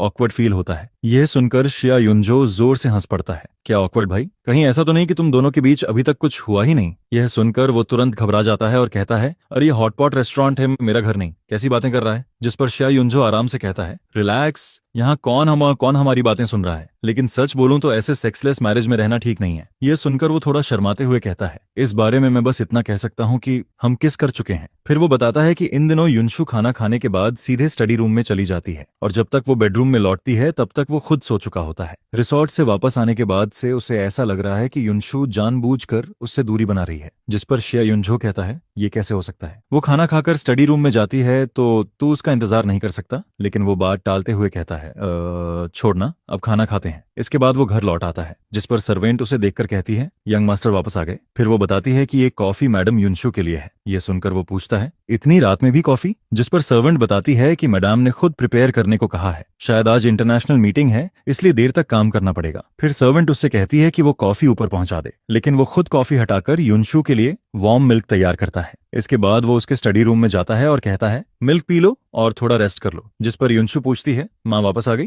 वो कहता है, "हाँ, अभी आया हूँ। नीचे आन जान कॉफी लेकर जा रही थी, लेकिन मुझे लगा रात में कॉफी कम पीनी चाहिए, इसलिए मैंने इसे मिल्क से रिप्लेस कर दिया।" यह सुनकर युनशु मुस्कुरा देती है और कहती है, "थैंक यू, तुम सच में बहुत थॉटफुल हो।" फिर वो पूछती है, "केक खाओगे मेरे साथ?" जिस पर वो हैरान होकर पूछता है, "केक कहाँ से आया?" युनशु बताती है कि रास्ते में बेकरी दिखी तो उसने कैजुअली खरीद लिया। नीचे वाले फ्रिज में तो सिर्फ इंग्रेडिएंट्स भरे पड़े रहते हैं, इसलिए वो केक ऊपर ले आई। यह सुनकर वो हंसते हुए कहता है कि इस फ्रिज में पहली बार केक रखा गया है, वरना इसमें हमेशा ड्रिंक्स ही रहती थीं। इसके बाद युनशु कहती है कि आज अचानक उसका मन हुआ कि वो उसके साथ केक खाए, जिस पर वो मुस्कुराते हुए कहता है, "तो फिर मुझे जेंटलमैन बनकर तुम्हारा साथ देना ही पड़ेगा। आज जिम में जो मेहनत की थी वो सब बेकार चली जाएगी।" यह सुनकर युनशु पूछती है, "तो खाओगे या नहीं?" जिसके जवाब में वो कहता है, "खाऊंगा, पहले तुम खाओ।" फिर वो केक टेस्ट करते हुए कहता है, "सच में बहुत टेस्टी है। पता नहीं केक अच्छा है या इसलिए अच्छा लग रहा है क्योंकि तुम मुझे खुद खिला रही हो।" इसके बाद वो टेबल साफ करने के लिए उठ जाता है और युनशु से कहता है कि उसने सुना है उसकी मीटिंग शुरू होने वाली है, इसलिए वो उसे डिस्टर्ब नहीं करेगा। लेकिन तभी अचानक एक कॉल आता है, जिस पर युनशु का एक्सप्रेशन तुरंत बदल जाता है और वो कहती है, "क्या?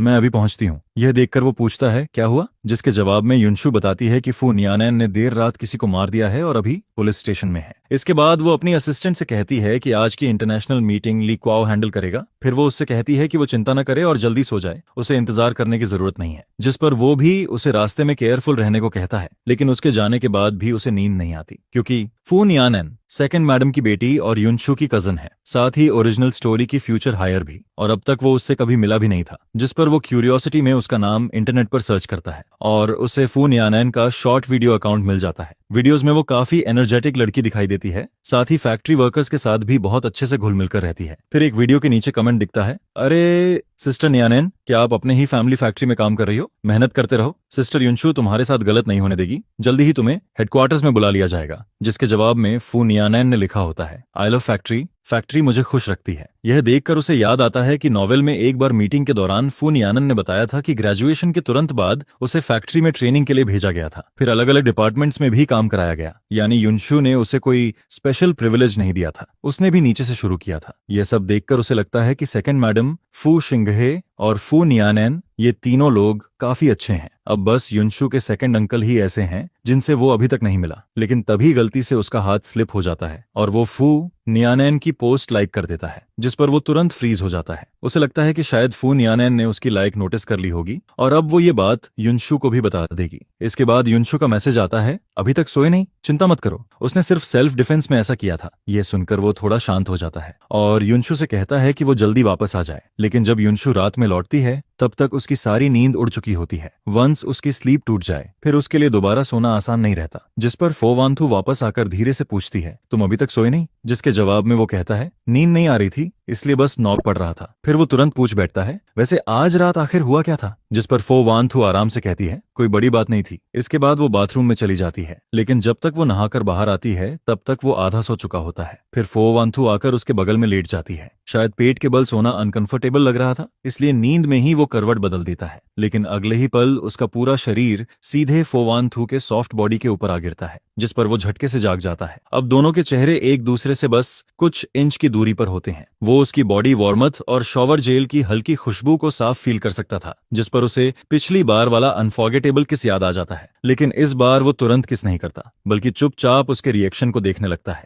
धीरे धीरे फो वांथुर का चेहरा लाल होने लगता है। यह देखकर उसका हार्ट बीट भी तेज हो जाता है। फिर दोनों बस एक दूसरे को देखते रहते हैं और कमरे का एटमॉस्फेयर धीरे धीरे रोमांटिक और एम्बिगियस होने लगता है। जिस पर वो धीरे से उसके करीब आता है और उसके लिप्स पर हल्का सा किस कर देता है। इसके बाद अगली सुबह जब उसकी आंख खुलती है तब तक उसके बगल में सो रही वुमन जा चुकी होती है। वो फोन उठाकर टाइम देखता है और सुबह के 10 बज चुके होते हैं। फिर उसे फो वान थू का मैसेज दिखता है, मैं ऑफिस जा रही हूँ, जिस पर उसके चेहरे पर हल्की स्माइल आ जाती है। वो रिप्लाई करने ही वाला होता है कि तभी उसकी मदर इन लॉ का वीडियो कॉल आ जाता है, जिस पर वो तुरंत कॉल उठाकर कहता है, गुड मॉर्निंग मॉम। यह सुनकर वो हंसते हुए कहती हैं, अरे मैंने कहीं तुम्हारी नींद तो खराब नहीं कर दी? जिसके जवाब में वो कहता है, नहीं मॉम, मैं भी अभी अभी उठा हूँ। फिर वो पूछता है, आप घर वापस आ गई? जिस पर वो कहती हैं, हाँ आज सुबह ही पहुंची हूँ, दोपहर में यहाँ आ जाना, मैं तुम दोनों के लिए बहुत सारे गिफ्ट्स लाई हूँ। जिस पर वो तुरंत हामी भर देता है। इसके बाद जब वो पुराने घर के कोर्टयार्ड में पहुंचता है तब वो देखता है कि उसकी मदर इन लॉ किसी आदमी से बात कर रही हैं। पास जाकर देखने पर उसे पता चलता है कि वो आदमी फो वान थू का सेकंड अंकल है, जिस पर वो पोलिटली ग्रीट करता है। फिर सेकंड अंकल कहते हैं, सुना था तुम्हारी माँ वापस आ गई हैं, इसलिए लिन सिटी लौटने से पहले मिलने आ गया। इसके बाद वो उससे पूछते हैं, आज तुम काम पर नहीं गए? जिस पर उसकी मदर इन लॉ हंसते हुए कहती हैं, अरे अभी अभी तो दोनों की शादी हुई है, इसलिए मैंने सोचा थोड़ा छुट्टी दे दूं। हनीमून पर जाने का भी प्लान था, लेकिन मेरा हाथ टूट गया, इसलिए दोनों मेरे पास रुक गए। यह सुनकर सेकंड अंकल कहते हैं, वैसे भी छुट्टी ले ही रखी है तो घर पर आराम करना बुरा नहीं है, बाद में स्कूल वापस जाकर पढ़ाना शुरू करेगा तो काफी बिजी हो जाएगा। फिर वो अपने बेटे का जिक्र करते हुए कहते हैं, हमारे टीन हा का भी यही हाल है, काम शुरू करो तो फिर एंजॉय करने का टाइम ही नहीं मिलता, रोज इतना बिजी रहता है कि हालत खराब हो जाती है। इसके बाद वो जाने लगते हैं, जिस पर वो कहता है, सेकंड अंकल मैं आपको बाहर तक छोड़ देता हूँ। रास्ते में सेकंड अंकल उससे पूछते हैं, सुना है तुम ऑडिटिंग मेजर पढ़ाते हो? जिसके जवाब में वो कहता है, जी सही सुना आपने। जिस पर सेकंड अंकल कहते हैं, ये फील्ड काफी प्रॉमिसिंग है, तुमने कभी अकाउंटिंग फर्म्स ज्वाइन करने के बारे में नहीं सोचा? कुछ फर्म्स तो इतनी अच्छी हैं कि तुम आराम से चूज कर सकते हो। यह सुनकर वो हल्का मुस्कुरा देता है और कहता है, आप मजाक कर रहे हैं, मैं इतना कैपेबल कहाँ हूं, और वैसे भी अकाउंटिंग फर्म्स में बहुत वर्कलोड होता है, मैं थोड़ा स्टेबल और आराम वाला काम चाहता हूँ। हालांकि उसके मन में आता है कि पिछले लाइफ में उसका सबसे बड़ा सपना बिग 4 फर्म्स में जाना था, लेकिन वो इंटर्नशिप तक हासिल नहीं कर पाया था और उसे अच्छे से पता था कि उन बड़ी फर्म्स में कितना प्रेशर होता है। जिस पर वो आगे कहता है, मेरे लिए एक नॉर्मल लेक्चरर बनकर रहना ही काफी अच्छा है। यह सुनकर सेकंड अंकल बस हल्का सा सिर हिलाते हैं और कुछ नहीं कहते। फिर वो कार में बैठकर वहां से निकल जाते हैं, लेकिन उनके जाने के बाद भी वो उनकी बातों के बारे में सोचता रहता है। तभी ओल्ड मैडम उसका हाथ पकड़कर कहती हैं, आगे से अपने सेकंड अंकल से थोड़ा सावधान रहना। जिस पर वो आगे बताती हैं, उसका दिमाग बहुत चालाक है, सामने कुछ और पीछे कुछ और करता है, बहुत केयरफुल रहना। फिर वो पुराने दिनों की बातें बताने लगती हैं, जब मैं और तुम्हारे फादर बिजनेस शुरू कर रहे थे तब ग्रैंडफादर ने हमें कुछ शुरुआती पैसे दिए थे, लेकिन फोकिन वी को लगा कि ग्रैंडफादर उसे इग्नोर कर रहे हैं, इसलिए उसने भी पैसे मांगे और हमारे जैसा बिजनेस शुरू किया। लेकिन बाद में जब हमारा बिजनेस सक्सेसफुल हो गया तब वो जिद करने लगा कि ग्रैंडफादर ने सीक्रेटली हमें एक्स्ट्रा सपोर्ट दिया था, इसलिए वो कंपनी का आधा हिस्सा मांगने लगा। उस वक्त ग्रैंडफादर बहुत बीमार थे, तुम्हारे फादर नहीं चाहते थे कि फैमिली फाइट की वजह से वो चैन से आंखें भी बंद न कर पाए, इसलिए उन्होंने कंपनी का आधा हिस्सा उसे दे दिया। लेकिन बाद में वो उस हिस्से को लेकर सीधे लिन सिटी चला गया और अलग कंपनी शुरू कर दी। हमेशा यही साबित करना चाहता था कि वो हमसे ज्यादा कैपेबल है, लेकिन इतने सालों बाद भी उसकी कंपनी में कोई खास प्रोग्रेस नहीं हुई। आज वो यहाँ सिर्फ इसलिए आया था ताकि मेरे थ्रू वान थू पर प्रेशर डाल सके और कुछ प्रोजेक्ट्स अपने लिए ले सके। यह सुनकर उसे भी समझ आ जाता है कि ये आदमी बाहर से काम दिखता है, लेकिन अंदर से काफी नैरो माइंडेड और कैलकुलेटिंग है। फिर ओल्ड मैडम आगे कहती हैं, पहले वो टीन हा को भी फो ग्रुप हेडक्वार्टर्स में भेजना चाहता था, लेकिन टीन हा खुद वहां काम नहीं करना चाहता था, इसलिए वान थू ने उसे टूरिज्म एरिया में काम दिलवा दिया। अभी उसकी बातों में भी हिडन कंप्लेन थी, वो इनडायरेक्टली ब्लेम कर रहा था कि वान थू ने उसके बेटे को हेडक्वार्टर्स में जगह नहीं दी। जब नयानैन ने ग्रेजुएशन के बाद फैक्ट्री से ट्रेनिंग शुरू की थी तब भी वो लगातार कंप्लेन करता रहता था। उसका हिसाब किताब वाला नेचर तो इतना एनोइंग है कि मैं अब उसके बारे में बोलना भी नहीं चाहती। इसके बाद वो टॉपिक खत्म करते हुए कहती हैं, बस इतना याद रखना कि तुम्हें अंदर से समझदार रहना है। फिर वो अचानक खुश होकर कहती हैं, मेरी एक फ्रेंड का बेटा ऑक्शन हाउस में काम करता है, कल मैं एक ऑक्शन में गई थी और वहां से कुछ चीजें खरीदी हैं, चलो बॉक्स खोलकर देखो। जिस पर वो बॉक्स खोलता है, अंदर काफी एक्सपेंसिव कलेक्टिबल्स रखे होते हैं। फिर ओल्ड मैडम कहती हैं, इन्हें संभाल कर रखना, मौका मिले तो यूज करना, नहीं तो कलेक्शन बनाकर रख देना, ये सब काफी वैल्यूएबल है। यह देखकर उसे साफ समझ आ जाता है कि ओल्ड मैडम सच में उससे बहुत प्यार करती हैं। फिर वो प्यार से कहती हैं, मुझे पता है तुम अच्छे और समझदार बच्चे हो, लेकिन पूरे दिन मेरे साथ मत बैठे रहा करो, तुम्हारा जो काम है वो करो। जिस पर वो मुस्कुराकर कहता है, ठीक है मॉम, मैं चलता हूँ, आप अच्छे से रेस्ट कीजिए, कल फिर मिलने आऊंगा। इसके बाद वो ड्राइविंग प्रैक्टिस के लिए बाहर निकलता है, क्योंकि वो सोच रहा था कि आगे जाकर खुद कार चलाकर काम पर जाएगा। लेकिन घर से थोड़ी ही दूर पहुंचा होता है कि अचानक पीछे से कोई उसकी कार कार में टक्कर मार देता है, जिस पर वो गुस्से में बाहर निकलकर कहता है, तुम गाड़ी चलाना जानते भी हो या नहीं। लेकिन दूसरी कार से एक लड़की बाहर निकलती है और फ्लर्ट करते हुए कहती है, हेलो हैंडसम, वीचैट दे दो ना, हम प्राइवेट चैट में बात कर लेंगे, कार रिपेयर का जितना पैसा लगेगा मैं दे दूंगी। लेकिन वो उसकी बातों पर बिल्कुल ध्यान नहीं देता। वो सीधे जाकर कार चेक करता है और देखता है कि पीछे बम्पर दब गया है, जिस पर वो ठंडे चेहरे से कहता है, कोई प्राइवेट चैट नहीं होगा, मैं पुलिस को कॉल कर रहा हूँ। उसे साफ पता था कि ऐसे प्राइवेट सेटलमेंट बाद में और बड़ी प्रॉब्लम्स खड़ी कर सकते हैं। इसके बाद ट्रैफिक पुलिस जल्दी ही वहां पहुंच जाती है और दोनों को गाड़ियां साइड में लगाने के लिए कहती है ताकि मामला सेफली हैंडल हो सके। लेकिन तभी सामने एक ब्लैक कार आकर रुकती है और अगले ही पल फोवानथू जल्दी से बाहर निकलती है, जिस पर वो घबराकर पूछती है, अनथान तुम ठीक हो ना? जिसके जवाब में वो कहता है, मैं ठीक हूँ, गलती सामने वाली की थी, ट्रैफिक पुलिस सब हैंडल कर चुकी है। फिर वो हैरानी से पूछता है, लेकिन तुम यहाँ कैसे पहुंच गई? जिस पर फोवानथू कहती है, तिन्ह हाँ ने मुझे बताया, मुझे चिंता हो रही थी इसलिए खुद देखने चली आई। ये सुनकर वो मन ही मन सोचने लगता है कि फो तिन्ह हाँ का मुंह सच में बहुत फास्ट है। उसने तो बस कैजुअली उसे मैसेज में एक्सीडेंट का जिक्र किया था, लेकिन उसने तुरंत सारी बात फोवानथू को बता दी। जिस पर वो कहता है, कोई बड़ी बात नहीं हुई है, तुम्हें इतनी जल्दी भागकर आने की जरूरत नहीं थी, मैं खुद हैंडल कर सकता था। जिस पर फोवानथू सीधे कहती है, तुम मेरी कार लेकर वापस जाओ, बाकी का मामला बटर जो हैंडल कर लेंगे। इसके बाद ट्रैफिक पुलिस दोनों को रिपोर्ट पेपर देकर मामला खत्म कर देती है। फिर वो नोटिस करता है कि फोवानथू का एक्सप्रेशन थोड़ा सीरियस है, जिस पर वो पूछता है, क्या हुआ? जिसके जवाब में वो कहती है, आगे से अंकल लियो ही तुम्हें पिक ऑन ड्रॉप करेंगे, तुम्हें खुद ड्राइव करते देख मुझे बिल्कुल भी पीस नहीं मिलता। यह सुनकर वो अंदर ही अंदर थोड़ा इमोशनल हो जाता है, क्योंकि उसे साफ महसूस होता है कि फोवानथुर सच में उसकी बहुत केयर करती है। फिर वो मन ही मन सोचता है कि उसकी ड्राइविंग स्किल वैसे भी खास नहीं है, अपनी छोटी सी जान की सेफ्टी के लिए शायद अब खुद ड्राइव न करना ही बेहतर रहेगा। जिस पर वो मुस्कुराकर कहता है, ठीक है, मुझे समझ आ गया। इसके बाद फिर एक वीकेंड आता है। पिछली बार माँ के कॉल के बाद उसने और फोवानथू ने साथ में हाईथुंग जाकर फैमिली से मिलने का प्लान बनाया था। दोनों ने काफी सारे एक्सपेंसिव गिफ्ट्स भी तैयार किए थे। सबसे पहले वो अपनी मैटरनल फैमिली के घर पहुंचते हैं, लेकिन कोर्टयार्ड में कदम रखते ही उन्हें एक लड़की की लाउड आवाज सुनाई देती है, प्लीज मेरा कार्ड अनलॉक कर दो ना, मुझे सच में अपनी गलती का एहसास हो गया है, आगे से ऐसा नहीं करूंगी। जिस पर उसे याद आता है कि ये कॉप किम निगियन है, ओरिजिनल ओनर की बायोलॉजिकल मदर और स्टेप फादर की बेटी। अभी वो 10th क्लास में पढ़ती है और उसका नेचर काफी रिबेलियस है। उसे याद आता है कि पहले इस लड़की ने उससे पैसे मांगे थे, उसने उसे 5000 युआन ट्रांसफर किए थे, लेकिन उसने उसे भी कम बता दिया। जिस पर उसने दोबारा पैसे भेजने से मना कर दिया था और कहा था कि जाकर अपने फादर से मांगो। अब वो सोचने लगता है कि इस बार आखिर उसने कौन सी ट्रबल क्रिएट कर दी है। तभी सर्वेंट अंदर आकर अनाउंस करता है, मास्टर और यंग मैडम आ गए हैं। यह सुनते ही उसके स्टेप फादर खुश होकर कहते हैं, अरे अंथान और वानथू आ गए। फिर वो कहते हैं, तुम्हारी माँ ब्यूटी ट्रीटमेंट के लिए बाहर गई है, मैं उसे अभी कॉल करके वापस बुलाता हूँ। लेकिन तभी किम नियन मुंह बनाते हुए कंप्लेन करती है, डैड आप कितने बायस्ड हैं, मैं वापस आती हूँ तो आपका चेहरा चिड़चिड़ा रहता है, लेकिन भाई आते ही आप फूल की तरह खिल जाते हो, जबकि रियल डॉटर तो मैं हूँ। जिस पर उसके स्टेपफादर बिना छुपाए कह देते हैं, हाँ मैं बायस्ड हूँ, अगर तुम अपने भाई जितनी समझदार होती तो मैं भी तुम्हारे साथ हंसकर बात करता। यह सुनकर किम नियन तुरंत फोवानथू के पास जाकर बोलती है, सिस्टर इन लॉ मेरी थोड़ी मदद कर दो ना। जिस पर फोवानथू पूछती है, कैसी मदद? फिर वो बड़ी मासूम शक्ल बनाकर कहती है, बस थोड़ा पॉकेट मनी रिचार्ज कर दो। ये सुनते ही फोवानथू कैजुअली फोन उठाती है। अगले ही पल नोटिफिकेशन आता है, account credited with 1 lakh yuan. यह देखकर उसके स्टेपफादर शॉक हो जाते हैं, ये क्या है, किसने तुम्हें 1 लाख ट्रांसफर किए? जिस पर किम नियन खुशी से चिल्लाती है, सिस्टर इन लॉ ने दिए हैं। और अगले ही पल वो भागते हुए कहती है, dad brother sister in law school में काम है, मैं पहले जा रही हूँ। उसके जाते ही उसके स्टेपफादर सिर पकड़ लेते हैं और कहते हैं, पता नहीं इस बार फिर कौन सी प्रॉब्लम खड़ी की होगी, सुना है ये स्कूल में ग्रेड डायरेक्टर तक से बहस कर रही थी, इसकी क्लासमेट की माँ ने तुम्हारी मॉम को ये सब बताया। ये लड़की रोज बस ट्रबल क्रिएट करना ही जानती है, लगता है मंडे को फिर मुझे जाकर उसके ग्रेड डायरेक्टर से अपॉलॉजी मांगनी पड़ेगी। इसी दौरान उसकी मदर भी वापस आ जाती है और उसे देखकर वो एक पल के लिए रुक जाता है, क्योंकि उसकी माँ इतनी खूबसूरत लग रही थी कि कोई ये बिलीव ही नहीं कर सकता था कि उनकी उम्र 50 से ऊपर है। फिर वो प्यार से कहती हैं, मुझे लगा था तुम लोग थोड़ा लेट पहुंचोगे। जिस पर वो जवाब देता है, फ्लाइट आधा घंटा पहले लैंड हो गई थी इसीलिए जल्दी आ गए। इसके बाद उसकी माँ एक्साइटेड होकर कहती हैं, मैं तुम्हारे लिए कुछ चीजें लाई हूँ, चलो मेरे साथ देख कर आओ। वानथू तुम तब तक यहाँ उसके फादर के साथ बैठो। फिर वो उसे कमरे में ले जाकर फ्रेंच शॉपिंग बैग्स दिखाती हैं। ये सब मैंने पिछली फ्रांस ट्रिप में खरीदा था। जिस पर वो पोलाइटली थैंक यू कहता है। यह सुनकर उसकी माँ मुस्कुराने लगती हैं, तुम इतने बड़े हो गए हो लेकिन अभी भी बच्चे जैसे लगते हो। पहले तो तुम्हारे साथ कोई प्रॉब्लम होती थी तब भी तुम फैमिली को कुछ नहीं बताते थे,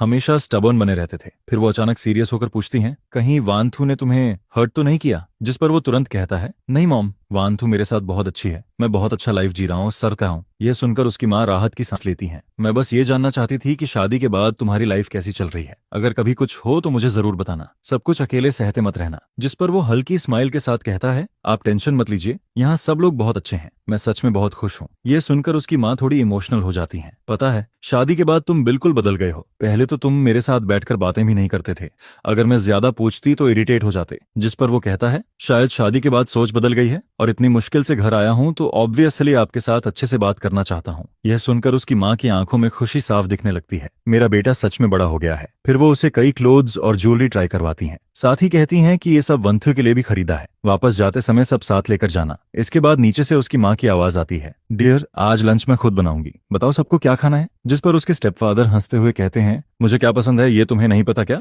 बच्चों से पूछो। फिर वो दोनों से पूछती हैं कि उन्हें क्या खाना है। तभी उसके स्टेपफादर तुरंत कहते हैं, धीरे चलो, अपनी वेस्ट का ध्यान रखो। जिस पर वो हंसते हुए कहती हैं, कोई बात नहीं, तुम हो ना। यह देखकर किम नियन तुरंत कंप्लेन करती है, बस करो आप लोग, इतना डॉग फूड देखकर ही मेरा पेट भर गया। जिस पर उसके स्टेपफादर हंसते हुए कहते हैं, तुम और तुम्हारा फ्यूचर हस्बैंड भी ऐसा कर सकते हो। यह सुनकर वो एक पल के लिए फ्रीज हो जाता है और बगल में बैठी फो वान थू की तरफ देखने लगता है। सरप्राइजिंगली फो वान थू भी उसी वक्त उसकी तरफ देख रही होती है, जिस पर दोनों के बीच का एटमॉस्फेयर थोड़ा ऑकवर्ड लेकिन स्वीट हो जाता है। फिर वो जल्दी से कहता है, मॉम, मुझे स्वीट एंड्स और रिब्स और स्टीम्ड फिश खाना है। इसके बाद दोनों पेरेंट्स बातें करते हुए किचन में चले जाते हैं। फिर वो धीरे से फो वान थू से पूछता है, अभी तुम डैड से क्या बात कर रही थी। जिस पर वो कैजुअली कहती है, बस बिजनेस की बातें। लेकिन वो थोड़ा कंफ्यूज्ड होकर पूछता है, हमारी शादी तो सिर्फ वेन और फो फैमिलीज के इंटरेस्ट से जुड़ी है, कॉ फैमिली का बिजनेस से कोई कनेक्शन नहीं है। फिर दोनों के बीच किस बात की डिस्कशन हो रही थी। यह सुनकर फो वान थू थोड़ा सीरियस हो जाती है। डैड ने मुझे सावधान रहने को कहा है। कुछ समय पहले उन्होंने सेकंड अंकल को हाईतान में सीक्रेटली एक सप्लायर से मिलते देखा था। वो सप्लायर हमारे फो ग्रुप की कोर प्रोडक्शन लाइन हैंडल करता है। फिर वो धीमी आवाज में कहती है, ये बात किसी को मत बताना, इससे फो ग्रुप के स्टॉक्स तक अफेक्ट हो सकते हैं। जिस पर वो तुरंत कहता है, तुम चिंता मत करो, मैं किसी को कुछ नहीं बताऊंगा। इसके बाद वो कहता है, वैसे पिछली बार ओल्ड हाउस में मॉम ने भी मुझे सेकंड अंकल से सावधान रहने को कहा था। यह सुनकर फो वान थू कहती है, तुम टेंशन मत लो, मैं इस मैटर की सीक्रेटली इन्वेस्टिगेशन करवाऊंगी। लेकिन तभी उसे अचानक नॉवेल वाला कार एक्सीडेंट याद आ जाता है। जिस पर वो पूछता है, क्या तुम्हारे सेकंड अंकल बिजनेस के लिए इलीगल काम भी कर सकते हैं। यह सुनकर फो वान थू एक पल के लिए चुप हो जाती है, फिर धीरे से कहती है, तो तुमने भी नोटिस कर लिया। इसके बाद वो बताती है, डैड ने उन्हें हाईतान में कोर सप्लायर से सीक्रेटली मिलते देखा था। वो लोग हमारी सबसे इंपॉर्टेंट प्रोडक्शन चेन कंट्रोल करते हैं। और सिर्फ इतना ही नहीं, मॉम ने मुझे पहले भी बताया था कि जब फैमिली शुरू में स्ट्रगल कर रही थी तब सेकंड अंकल इनहेरिटेंस के लिए प्रॉब्लम्स क्रिएट करते रहते थे।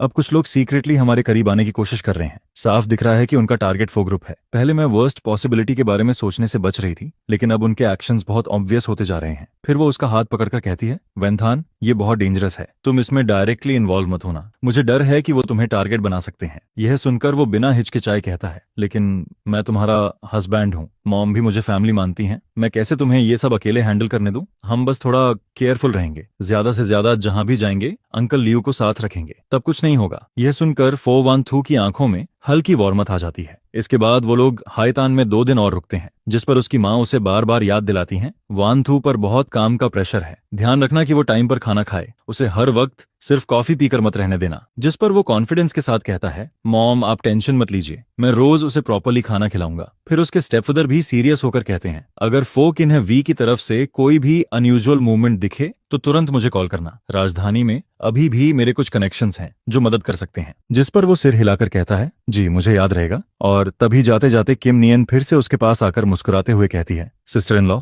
अगली बार वापस आओ तो फिर से मेरा बैलेंस रिचार्ज करना मत भूलना, मैं प्रॉमिस करती हूँ कि इस बार अच्छे से पढ़ाई करूंगी। जिस पर किम नियन तुरंत कहती है, अपनी बात याद रखना, अगर प्रॉमिस तोड़ा ना तो अगली बार पैसे नहीं मिलेंगे। जिसके जवाब में वो जल्दी से कहती है, पक्का प्रॉमिस, इस बार जरूर निभाऊंगी। इसके बाद फो वान थू नोटिस करती है कि वो थोड़ा चुप हो गया है। जिस पर वो पूछती है, क्या हुआ। जिसके जवाब में वो हल्की स्माइल के साथ कहता है, बस यही सोच रहा हूँ कि घर की प्रॉब्लम्स की वजह से तुम्हारे पेरेंट्स को भी टेंशन लेनी पड़ रही है। ये सुनकर फो वान थू उसका हाथ पकड़ लेती है और कहती है, हम फैमिली हैं, इसमें तुम्हारा और मेरा क्या अलग, और वैसे भी मेरे पेरेंट्स तो मुझे छोड़कर तुम्हें ज्यादा प्यार करते हैं। जिस पर दोनों सामने देखते हैं, उसके पेरेंट्स खुशी खुशी बातें कर रहे होते हैं। यह देखकर फो वान थू हल्का हंस पड़ती है और कहती है, तुम्हारी स्वीट टॉकिंग स्किल काफी डेंजरस है। इसके बाद दोनों वापस हाईतान लौट आते हैं। जैसे ही वो ओल्ड मैंशन में एंटर करते हैं उसकी माँ तुरंत खुशी से उसके पास आ जाती हैं। अंधन, आखिर तुम वापस आ गए, जल्दी आओ, मुझे देखने दो तुम पतले तो नहीं हो गए। फिर वो उसके चेहरे को ध्यान से देखते हुए कहती हैं, हाय थन में, तुम ठीक से खाना नहीं खाते क्या? तुम्हारा कॉम्प्लेक्शन भी पहले से खराब लग रहा है। जिस पर वो हेल्पलेस होकर हंस देता है, मॉम मैं बिल्कुल भी पतला नहीं हुआ, रोज इतना खाता हूँ कि पेट भर जाता है, बल्कि वान थू ज्यादा बिजी रहती है, आपको उसकी ज्यादा चिंता करनी चाहिए। यह सुनकर उसकी माँ तुरंत फो वान थू की तरफ देखने लगती हैं, तुम भी खुद को इतना मत थकाया करो। फिर वो प्यार से कहती हैं, आज रात किचन में तुम दोनों की फेवरेट डिशेस बनवाऊंगी, अच्छे से न्यूट्रिशन लेना जरूरी है। जिस पर दोनों साथ में जवाब देते हैं, जी मॉम। लेकिन अगले ही पल उसकी माँ का चेहरा अचानक सीरियस हो जाता है। वो फुकीनवी तुम दोनों को परेशान तो नहीं कर रहा? जिस पर वो कहता है, फिलहाल तो नहीं, लेकिन हमने उसके अकाउंट्स और मूवमेंट्स की इन्वेस्टिगेशन शुरू कर दी है। यह सुनते ही उसकी माँ गुस्से से कहती हैं, इस बार उसे पूरी तरह एक्सपोज करना पड़ेगा। पहले इनहेरिटेंस के टाइम पर मैंने बहुत सहा था, अब वो मेरे सन इन लॉ को हर्ट करने की कोशिश कर रहा है और मेरी बेटी और फो ग्रुप पर भी नजर डाल रहा है। क्या वो फैमिली के लोग सिर्फ डेकोरेशन बनकर रह गए हैं? जिस पर वो जल्दी से उन्हें काम करने की कोशिश करता है। मॉम आप ज्यादा गुस्सा मत कीजिए, आपकी हेल्थ खराब हो जाएगी। लेकिन वो गहरी सांस लेते हुए कहती हैं, मैं गुस्सा नहीं हूँ, बस ये बात अंदर से बर्दाश्त नहीं हो रही। फिर वो दोनों की तरफ देखते हुए कहती हैं, तुम दोनों आराम से इन्वेस्टिगेशन करो, मैं यहाँ मेन हाउस में रहकर उस आदमी पर नजर रखूंगी, उसे कोई चाल चलने नहीं दूंगी। इसके बाद सिर्फ 3 दिन के अंदर ही फो वान थू की असिस्टेंट सारे एविडेंस कलेक्ट करके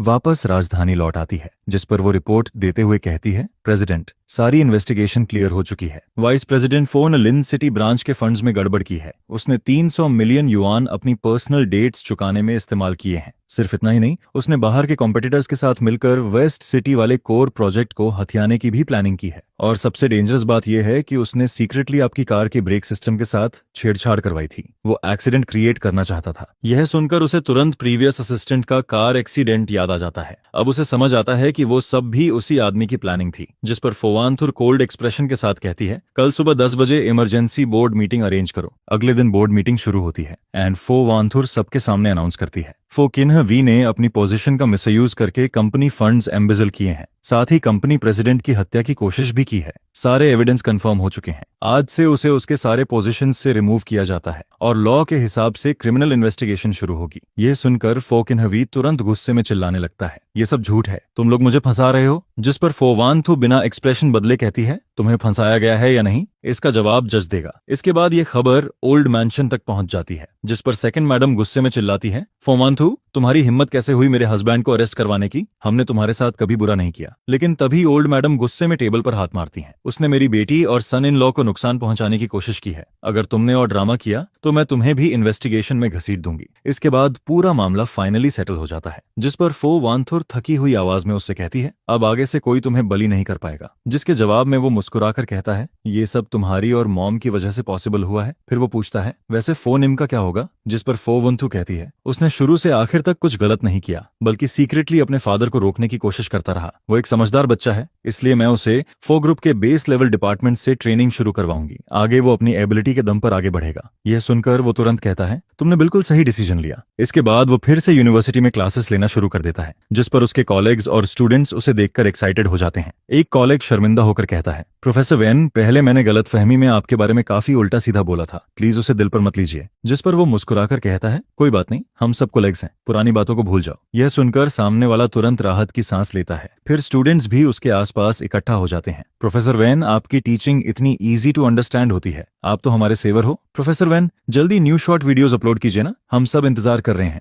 जिस पर वो हंसते हुए कहता है, ठीक है, मैं कोशिश करूंगा ज्यादा वीडियोस अपलोड करने की। इसके बाद शाम को फो वानथु उसे पिक करने आती है, जिस पर वो पूछती है, आज क्लासेस कैसी थी, बहुत टायर्ड तो नहीं हो गए? जिसके जवाब में वो मुस्कुराकर कहता है, सब बहुत स्मूथली हुआ, स्टूडेंट्स भी मुझे काफी पसंद करते हैं, मुझे बिल्कुल टायर्ड फील नहीं हो रहा। फिर फो वानथु को अचानक कुछ याद आता है, अभी रेनली का कॉल आया था, उसने वीकेंड पर हमें टेनिस खेलने बुलाया है, वांग्यू भी आएगा। जिस पर वो एक्साइटेड होकर कहता है, ऑफ कोर्स जाएंगे, और इस बार तुम भी मेरे साथ खेलोगी, मैं खुद तुम्हें सिखाऊंगा, एक बार सीखोगी तो तुरंत समझ जाओगी। यह सुनकर फो वानथु हल्का मुस्कुरा देती है, ठीक है, इस बार सब तुम्हारी बात मानूंगी। इसके बाद वीकेंड पर दोनों रेन लई के घर पहुंचते हैं, जिस पर वांग्यू उन्हें देखते ही कहता है, ब्रोदर इन लॉ, आखिर तुम दोनों आ ही गए, मैंने आपका टेनिस वाला वीडियो देखा था, व्यू बहुत हाई थे, आप सच में अच्छा खेलते हो। जिस पर वो हंसते हुए कहता है, बस फन के लिए खेलता हूँ, कोई प्रोफेशनल प्लेयर नहीं हूँ। फिर वॉन्ग यू मजाक करते हुए कहता है, अब तो आप इंटरनेट सेलिब्रिटी टीचर बन चुके हो, अगली बार वीडियो शूट करो तो मुझे भी साथ लेना। जिस पर वो जवाब देता है, जब चाहो आ जाना, बस मेरे साथ प्रैक्टिस करने का टाइम निकालना पड़ेगा। इसके बाद एक रात दोनों ओल्ड मैंशन में डिनर कर रहे होते हैं। तभी अचानक ओल्ड मैडम चॉपस्टिक्स नीचे रख देती हैं, जिस पर वो सीरियस होकर कहती हैं, मुझे तुम दोनों से एक जरूरी बात करनी है। फिर वो सीधे अनथान की तरफ देखकर कहती हैं, तुम दोनों की शादी को आधे साल से ज्यादा हो गया है, रिलेशनशिप भी इतना अच्छा है, तो क्या अब मुझे जल्दी से ग्रैंड चाइल्ड गोद में लेने का मौका नहीं मिलेगा? मैं पूरे दिन घर में खाली रहती हूँ, बस बच्चों की देखभाल करना चाहती हूँ। यह सुनकर वो थोड़ा ऑकवर्ड होकर कहता है, मॉम ये सब नेचुरली होने दीजिए। लेकिन ओल्ड मैडम तुरंत कहती हैं, नेचुरली क्या, मैं तो रोज इंतजार कर रही हूँ कि कब मुझे ग्रैंड चाइल्ड देखने को मिले, मैं खुद उन्हें हेल्दी और चबी बनाकर बड़ा करूंगी। यह सुनकर फो वान थुर शर्म से उसकी तरफ देखने लगती है और उसके दिमाग में फ्यूचर इमेजिनेशन चलने लगती है। फिर सीन बदलता है, जिस पर अचानक फो वान थो एक्साइटेड होकर उसके सामने रिपोर्ट लेकर आती है, अनथान देखो मैं प्रेग्नेंट हूँ,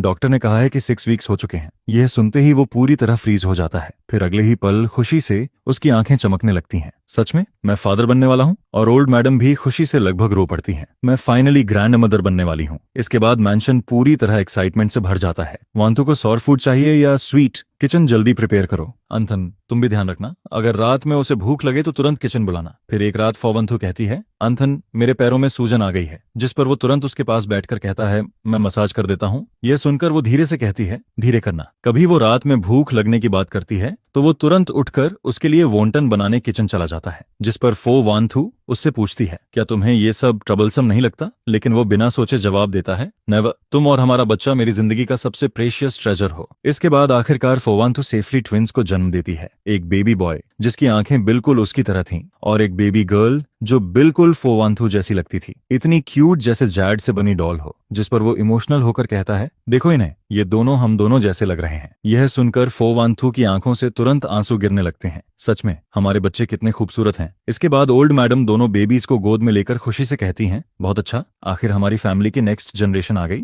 फिर पूरा फो फैमिली मैंशन सेलिब्रेशन में बिजी हो जाता है। उसी दिन ग्रैंड बैंक्वेट ऑर्गेनाइज किया जाता है, जिस पर गेस्ट्स बच्चों को देखकर कहते हैं, ये बेबीज कितने क्यूट हैं, हमें 2 दिन के लिए घर ले जाने दो ना। यह सुनकर बाकी लोग हंसने लगते हैं। फिर वो धीरे से फो वानथू का हाथ पकड़ता है और दोनों सामने चल रही वार्म और लाइवली फैमिली गैदरिंग को देखते रहते हैं, जिस पर फो वानथू धीरे से कहती है, अनथान थैंक यू, तुमने मुझे इतना कंप्लीट फैमिली दिया। लेकिन वो उसकी तरफ देखकर मुस्कुरा देता है, वानथू थैंक यू तो मुझे कहना चाहिए।